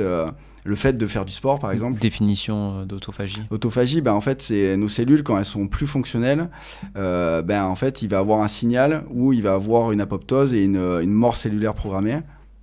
Et tout ça est dirigé en fait par des signaux qui sont donnés par la mitochondrie. Justement, tu parles de l'importance de la mitochondrie. Comment on les couve, un peu comment on les cajole, comment on les travaille, qu'est-ce qu'on fait pour en prendre soin, pour que elles soient en forme, nombreuses. Du microscopique au pratique. Voilà. Qu'est-ce qu'on fait dans notre quotidien? On a déjà fait des épisodes dessus, mais si on pouvait avoir quelques conseils pour nos auditeurs pratiques. C'était avec Vincent Foulonneau qu'on avait fait un super épisode sur la mitochondrie. Ouais. Vous avez parlé de quantitatif et de qualitatif. D'ailleurs, s'il nous écoute, j'avais parlé de professeur Castronovo sur la mitochondrie et je crois qu'il ne savait pas trop qui c'était. Donc voilà, une petite passe décisive à Vincent. Tout ça pour dire que la mitochondrie, c'est vraiment essentiel. Donc ça dirige notre santé. Et donc, qu'est-ce qu'on peut faire? On peut faire du sport déjà. Et le fait de faire du sport, que ça soit en endurance ou en puissance cardiaque, globalement, ça va permettre à notre corps de repérer les mitochondries dysfonctionnelles. Donc des mitochondries où quand on va faire du HIIT par exemple, on va aller à bloc et on va avoir besoin de mitochondries qui vont produire de l'énergie et qui vont pouvoir accompagner cette activité physique. Et quand notre corps est dans ces conditions d'endurance prolongée ou de puissance cardiaque, notre corps va mettre en avant en fait les bonnes mitochondries et donc les cellules qui vont avoir des bonnes mitochondries. Donc elle va pousser en fait à la génération de ces cellules. Donc à la division des bonnes cellules qui ont les bonnes mitochondries. Et au contraire, les mitochondries qui vont être dysfonctionnelles, en fait, il va avoir des signaux d'apoptose et donc ça va permettre de diriger le parc mitochondrial et de favoriser en fait les cellules qui ont de bonnes mitochondries au contraire de celles qui ont des mitochondries dysfonctionnelles. Pour compléter ta question, tu disais qu'est-ce qu'on peut faire pour les cajoler. Finalement, je crois qu'il résumait ça comme ça, Vincent Foulonneau, c'était de la haute intensité, efforts maximaux, en gros des sprints ou faire du 400 mètres pour plutôt travailler la qualité de la mitochondrie et plutôt des efforts d'endurance et de durée pour travailler plutôt la quantité de ces organites. Oui, c'est pour ça que j'ai consciemment pas fait la différence en vous disant les deux sont bons, parce que tout est bon. Tout ce qui nous permet de nous faire du bien globalement, ça va venir stimuler nos mitochondries. Un autre accès à cette mitophagie et en tout cas à cette santé mitochondriale, c'est de s'exposer au froid, tu vois. Et donc moi, je me suis exposé au froid toute l'année dernière dans mon bain sur le balcon. Et franchement, j'ai jamais eu ça de ma vie. J'avais une force, qu'elle soit dans mon corps ou même dans ma tête. Il faut pas oublier que nos neurones aussi ont des mitochondries, elles produisent aussi beaucoup d'énergie. Et tu vois, ce froid, c'est aussi un moyen, c'est un stress. Et c'est ça où on n'a pas parlé pendant ce podcast, c'est l'hormèse, tu vois. C'est comment je vais stimuler mon corps aujourd'hui pour augmenter mes capacités. Et donc, ça va être un stress qui va être bénéfique pour mes mitochondries, mais globalement pour ma santé. Mais comme on a compris que les mitochondries étaient au centre de notre santé, globalement, tout ce qui va nous permettre de nous faire du bien va faire du bien à nos mitochondries. Et donc, l'hormèse, c'est le stress appliqué qui nous permet de créer une adaptation et d'augmenter notre potentiel de santé. Et au contraire, le traumatisme, ça va être la même stimulation avec soit trop de volume ou trop d'intensité. Et je parle du froid comme un entraînement aussi, parce que en fait, s'exposer au froid, c'est souvent la course au plus froid, au plus long. Et en fait, tout est dans la gestion de la charge du froid que je m'applique. Parfois, moi, je vais faire un bain super froid, mais je vais le faire très peu longtemps. Ou au contraire, je vais rester longtemps, mais je vais définir aussi quelle charge j'applique à mon corps. Et tout ça, c'est sur tout le mode de vie. On peut voir cette charge d'entraînement sur l'alimentation, sur le sommeil, sur l'activité physique, sur le froid, la respiration de cette manière. C'est un petit peu comme le stress oxydatif, pardon. On a une image un petit peu négative de celui-là, mais s'il est bien dosé, il permet aussi de progresser. On a eu notamment Fabrice Kuhn qui en parlait.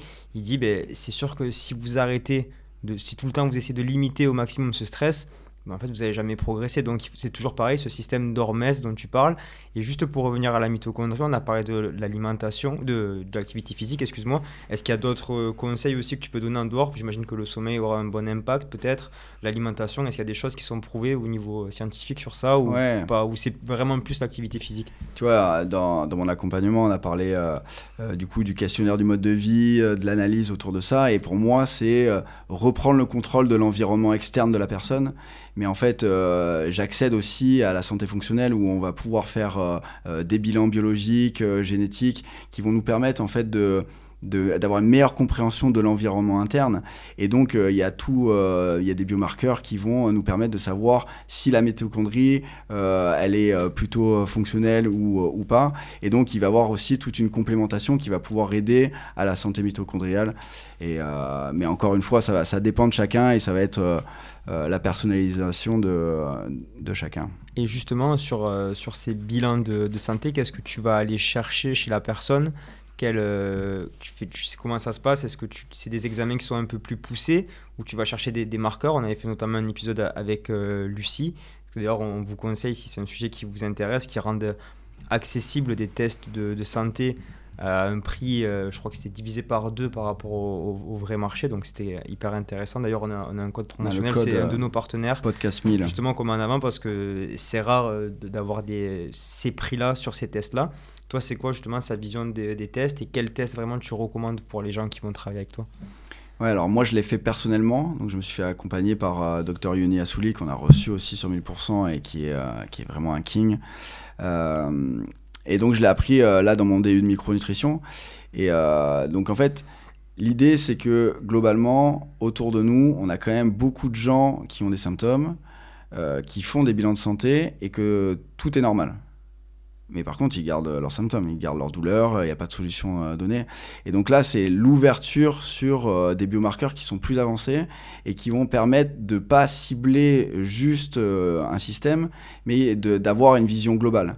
Et si tu veux, ce que j'ai appris, c'est, je peux te parler que de ce que j'ai appris, tu vois, c'est le DU micronutrition de Castronovo qui met 7 piliers à analyser à travers des analyses de sang poussées, qui sera autour du système digestif, qui est premier, parce que notre système digestif dirige notre santé, la qualité de nos barrières, c'est c'est essentiel sur notre santé.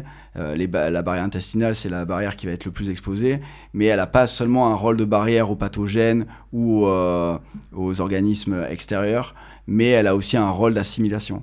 Et donc déjà d'avoir une santé intestinale, un intestin qui nous permet de nous protéger et à la fois d'absorber ce qu'on veut, ce dont on a besoin, c'est essentiel. Donc il voit vraiment ce premier pilier comme le central. Et puis après, bien sûr, la mitochondrie. Je vous ai dit que voilà, il plaçait la médecine mitochondriale comme la mère de toutes les médecines. Et puis après, on enchaîne sur les acides gras. Donc les acides gras, à travers un profil d'acides gras, on va pouvoir définir un peu la proportion de l'ensemble des lipides. Et les lipides, en fait, ça va construire encore une autre barrière, c'est-à-dire nos membranes. Et ça, j'ai adoré. En fait, il nous a dit que globalement, les membranes, c'est ce qui permet la vie. Parce qu'avant, il y avait une bactérie. Mais dans la bactérie, si on prend la cellule comme un appartement, bah, la bactérie, c'est un studio. Donc, tu as ton frigo, tu as le lit, tu as la salle de bain, tu as les toilettes dans le même univers. Et donc, rien n'est optimisé. Et en fait, la cellule humaine va se décupler à partir du moment où elle a compartimenté. Donc déjà, elle a compartimenté le milieu cellulaire et extracellulaire, donc première compartimentation, mais elle a aussi des membranes intracellulaires qui vont compartimenter différents organismes. Donc la mitochondrie, c'est une centrale nucléaire, mais qui va avoir un environnement qui est très dangereux. Mais le fait qu'elle soit compartimentée, ça va permettre à cette centrale nucléaire d'être vraiment performante, tu vois. Et l'ensemble des organites, l'ensemble des compartiments va permettre en fait d'avoir une fonction bien définie sur chaque localisation des compartiments de la cellule. Et donc là, on arrive dans une belle maison où la salle de bain est bien définie, de la chambre, du salon, de la cuisine, et tout est à sa place. Mais en même temps, on a une cuisine très fonctionnelle, on a une salle de bain super avec le sèche-serviette qu'on adore.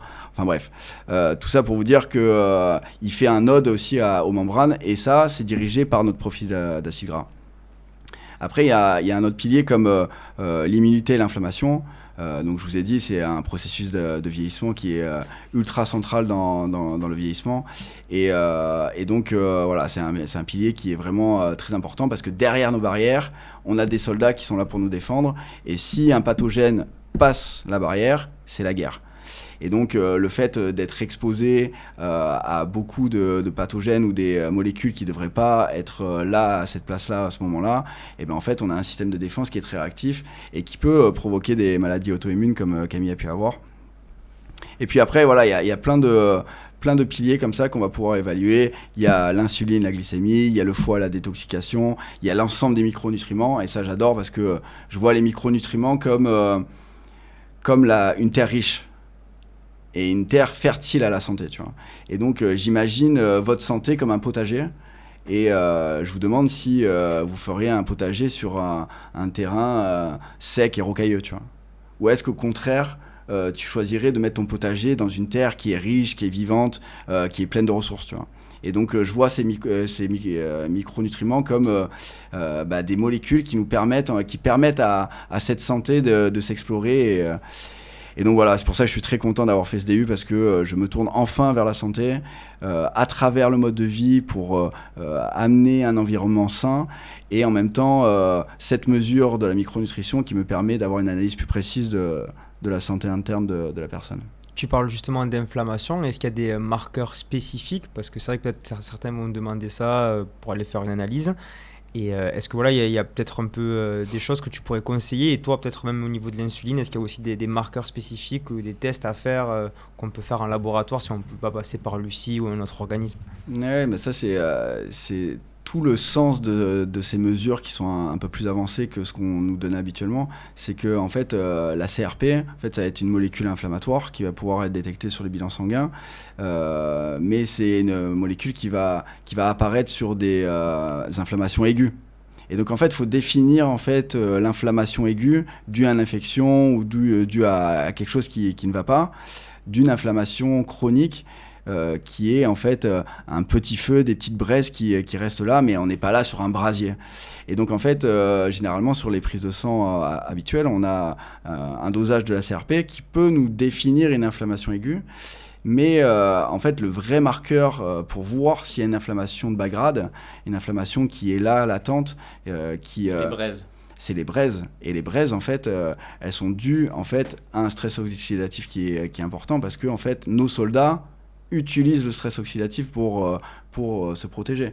Et donc, en fait, c'est ça entretient ces braises. Et donc, au lieu d'utiliser la CRP, on va utiliser la CRP ultrasensible, qui est du coup pas remboursée, mais qui va nous permettre d'avoir des dosages plus précis, en tout cas plus faibles de la CRP, et qui va pouvoir mettre en évidence cette inflammation de bas grade. Je pense que c'est... Et avec l'outil Lucie, finalement, vous avez un médecin qui vous analyse ces données, qui vous permet aussi d'en savoir un peu plus. Et sur la résistance à l'insuline, justement, est-ce qu'il y a aussi un marqueur? C'est vrai que c'est quelque chose qu'on parle beaucoup de ça ces derniers temps et qui inquiète certaines personnes. Est-ce qu'il y a un marqueur spécifique aussi associé? Ouais. Et ça encore, c'est vraiment un sujet passionnant parce que, en fait, tous les piliers que je vous ai donnés, il y a un ensemble de biomarqueurs qui vont nous permettre de définir la santé de ce pilier et pourquoi pas de mettre en évidence des carences et de pouvoir augmenter ce potentiel de santé, tu vois.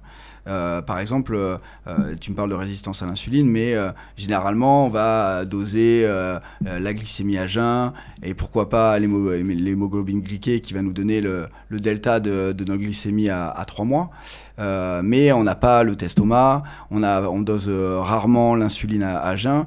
Et en fait, là, à mon mémoire, j'ai fait ça sur l'hyperinsulinémie et les mécanismes du vieillissement. Et on voit que notre résistance à l'insuline, elle arrive après des niveaux d'insuline qui sont élevés en fait. Et donc c'est notre dérèglement, c'est notre exposition à une alimentation ultra transformée, très sucrée, c'est aussi notre stress qui va augmenter notre glycémie, c'est aussi notre manque de sommeil. Et on voit encore que notre mode de vie est central en fait. C'est pas juste parce que je mange du sucre que je vais perturber ma glycémie. Mais en fait, c'est ces perturbations répétées de la glycémie qui va faire que notre insuline, qui est une hormone de stockage, qui voit un ensemble d'énergie, de sucre qui arrive dans notre sang et qui va pousser à stocker au maximum. Et en fait, le fait de répéter ces variations de glycémie, ça va en fait user ce système à l'insuline. Et donc, au lieu d'être réactif, cette insuline, elle va plus marcher par pic, mais on va garder des niveaux élevés d'insuline. Et donc, cette hyperinsulinémie va venir surcharger les récepteurs à l'insuline de nos cellules, créer une résistance à l'insuline, et puis ça s'enchaîne comme ça. Et si on n'intervient pas, on va jusqu'au diabète, qui est clairement la perturbation de notre santé métabolique, qui est le terrain propice à l'apparition de toutes les maladies chroniques, le cancer, les maladies cardiovasculaires et neurodégénératives. Et sur les micros, justement, est-ce qu'il y a quelque chose il y a justement des micronutriments que tu vas chercher un petit peu plus que d'autres ou pas spécialement? Oui, alors est-ce qu'il faut que je me positionne Non, pas forcément te positionner, mais on va dire certains certains qui sont essentiels, enfin pas essentiels, mais que voilà, tu vas regarder dans un premier temps, tu vas te dire bon là, est-ce que ça c'est bon, ok, et après je vais passer dans un second temps aux autres, ou est-ce que vraiment tous ont un sens et tous ont une utilité? Tu peux facilement me répondre oui, j'imagine, mais voilà, est-ce que tu as quand même un top 3, top 4 Oui. Et selon peut-être aussi le sexe de la personne, est-ce qu'il y a une différence entre les hommes et les femmes, certaines carences qui peuvent revenir régulièrement? Moi, je défends l'ultra-personnalisation. Et donc, pour moi, ça a que du sens, le fait de faire une analyse complète, de mettre en évidence des carences, des déficits, pour être précis dans mon accompagnement. Et en fait, cette complémentation un peu à l'aveugle, je pourrais te la donner, et je vais te la donner pour te faire plaisir, mais globalement, ce que je pense, c'est uniquement cette ultra-personnalisation qui va nous permettre d'être efficace dans la complémentation. Et je te donne un exemple, c'est par exemple, on parle beaucoup du magnésium, on va parler des oméga 3, on va parler de vitamine D, zinc, tout ça, ça revient souvent. Mais en fait, si on ne fait pas cette analyse des 7 piliers de notre santé, et si le pilier fondateur, qui est notre système digestif, si on voit que notre paroi intestinale, si on voit que notre microbiote est dysbiotique, si on voit que c'est pas fonctionnel, en fait, on a déjà notre première barrière qui va pas être capable d'assimiler notre complémentation. Et donc, même si on fait l'effort de bien manger, on fait l'effort d'avoir de la qualité dans ce qu'on mange, de réfléchir à comment on cuisine, comment on conserve nos aliments, enfin bref, comment on essaye d'augmenter notre qualité de nutrition, si en plus on essaie de se complémenter, Mais si on n'a pas de santé intestinale, ben en fait, c'est juste une pièce jetée dans l'eau parce que du coup, ça n'a pas de sens en fait. On ne va pas être capable d'avoir l'ensemble des bénéfices d'une augmentation de la qualité de notre nutrition et de la complémentation. Hey, je suis pas forcément tout à fait d'accord là-dessus, tu vois. Je pense que... Allez, let's go. Non, mais l'idée, c'est qui peut le plus, peut le moins, tu vois. C'est sûr que si tu te supplémentes pas du tout, en hiver, tu prends même pas de vitamine D, comment tu vas avoir un système qui fonctionne?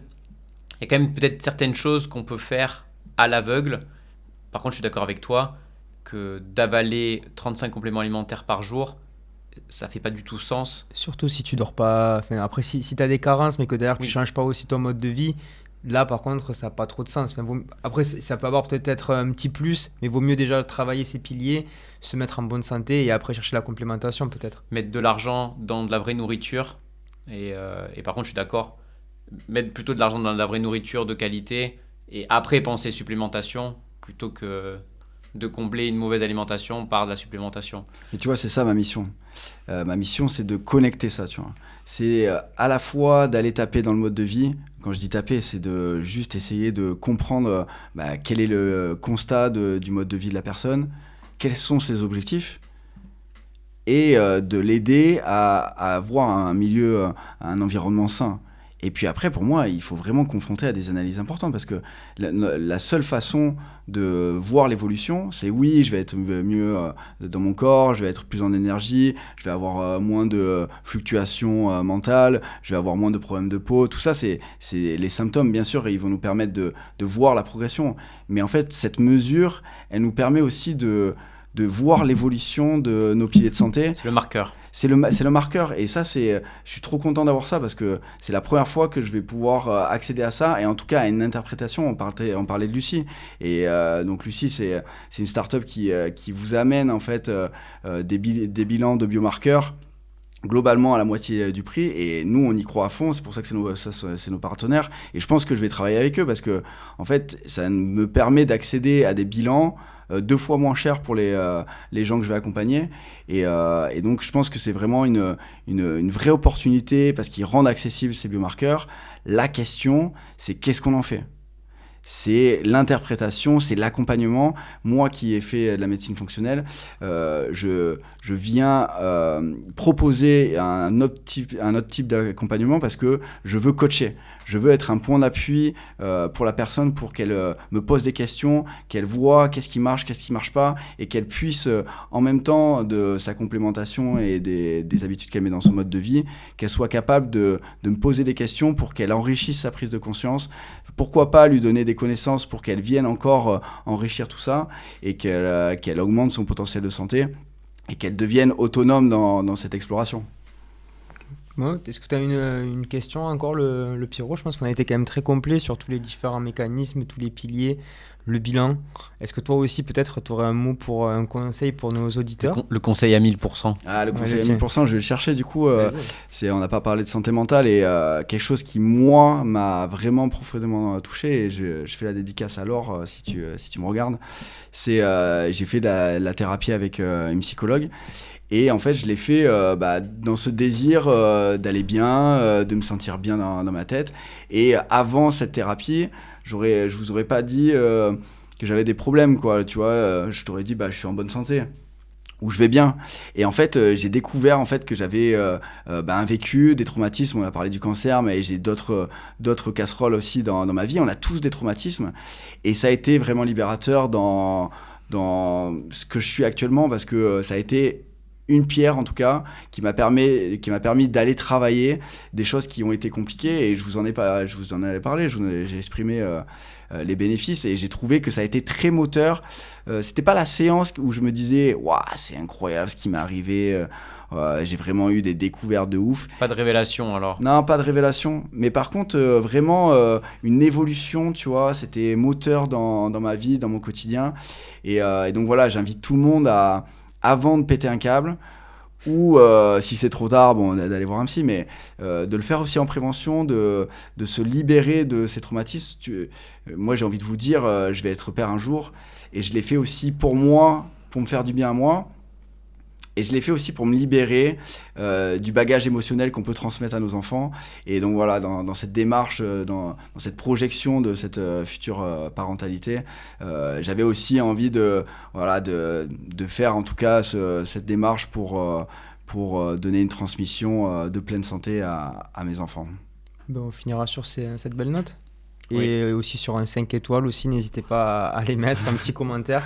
N'hésitez pas d'ailleurs si vous avez des retours, des questions. Parce qu'on a reçu Dr Mouton, alors ça c'est aussi 1000%, on va finir quand même par ça, c'est que 1000% c'est un projet de ouf, parce qu'on rencontre des gens exceptionnels, et Dr Mouton en fait partie. Je pense à Gimberto, je pense à Bertou, j'en oublie plein, et franchement je suis désolé parce que franchement on vous aime à fond sur 1000%, et ce qu'on a pu apprendre, manger selon son génotype de Dr Mouton, c'est 5 gènes qui te prédisposent à assimiler tes glucides, et donc voilà, c'est la personnalisation. C'est la personnalisation à partir de son génome, et en tout cas on vous invite à regarder cet épisode, c'est vraiment exceptionnel, un puits de savoir.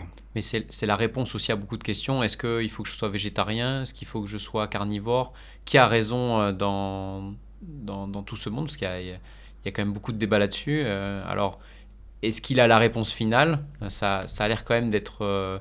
il a l'air quand même d'avoir des arguments assez solides sur ce qu'il avance. Et il avance aussi... c'est le début. De la personnalisation et de l'individualité. À chaque fois, c'est frustrant de vous dire ça dépend. Et donc, pour répondre à la question d'Alexandre, les tests génétiques sont uniquement prescrits par des médecins dans les centres spécialisés, et je ne pense pas que ce soit possible en France. Non. Sauf s'il y a une vraie pathologie ou derrière, peut-être. Mais encore une fois, c'est juste pour les suspicions d'Alzheimer pour aller regarder l'épisode pour les différents tests là-dessus. Ouais. En tout cas, c'est un outil qui peut être intéressant. On a vu que notre mode de vie, c'est vraiment un monde où on peut explorer notre bien-être, qu'il soit physique, cognitif ou émotionnel. Et en tout cas, cette exploration, elle est magnifique. Le mot de fin que je voudrais donner, c'est qu'on est tous différents, mais on est aussi tous différents soi-même. Il faut aussi être capable d'accepter en fait parfois des fatigues, parfois des variations d'humeur, d'énergie. On n'est jamais la même personne, on a tous des moments qui sont plus difficiles, des moments où on est mieux, donc voilà, il faut être capable d'être bienveillant vers soi, et cette exploration elle vous permet de vous faire du bien. N'oubliez pas qu'il y a ce bon sens, le fait de se faire du bien, c'est exceptionnel, et puis voilà. Étape par étape. Tranquille. Progressif. Merci beaucoup pour cet épisode. Merci Vincent. Et il est à 1000% ou pas, Vincent? Ouais, on va le tamponner. On va le tamponner. En tout cas, merci à vous de nous avoir écoutés, et à très vite pour un nouvel épisode. Ciao. Ciao.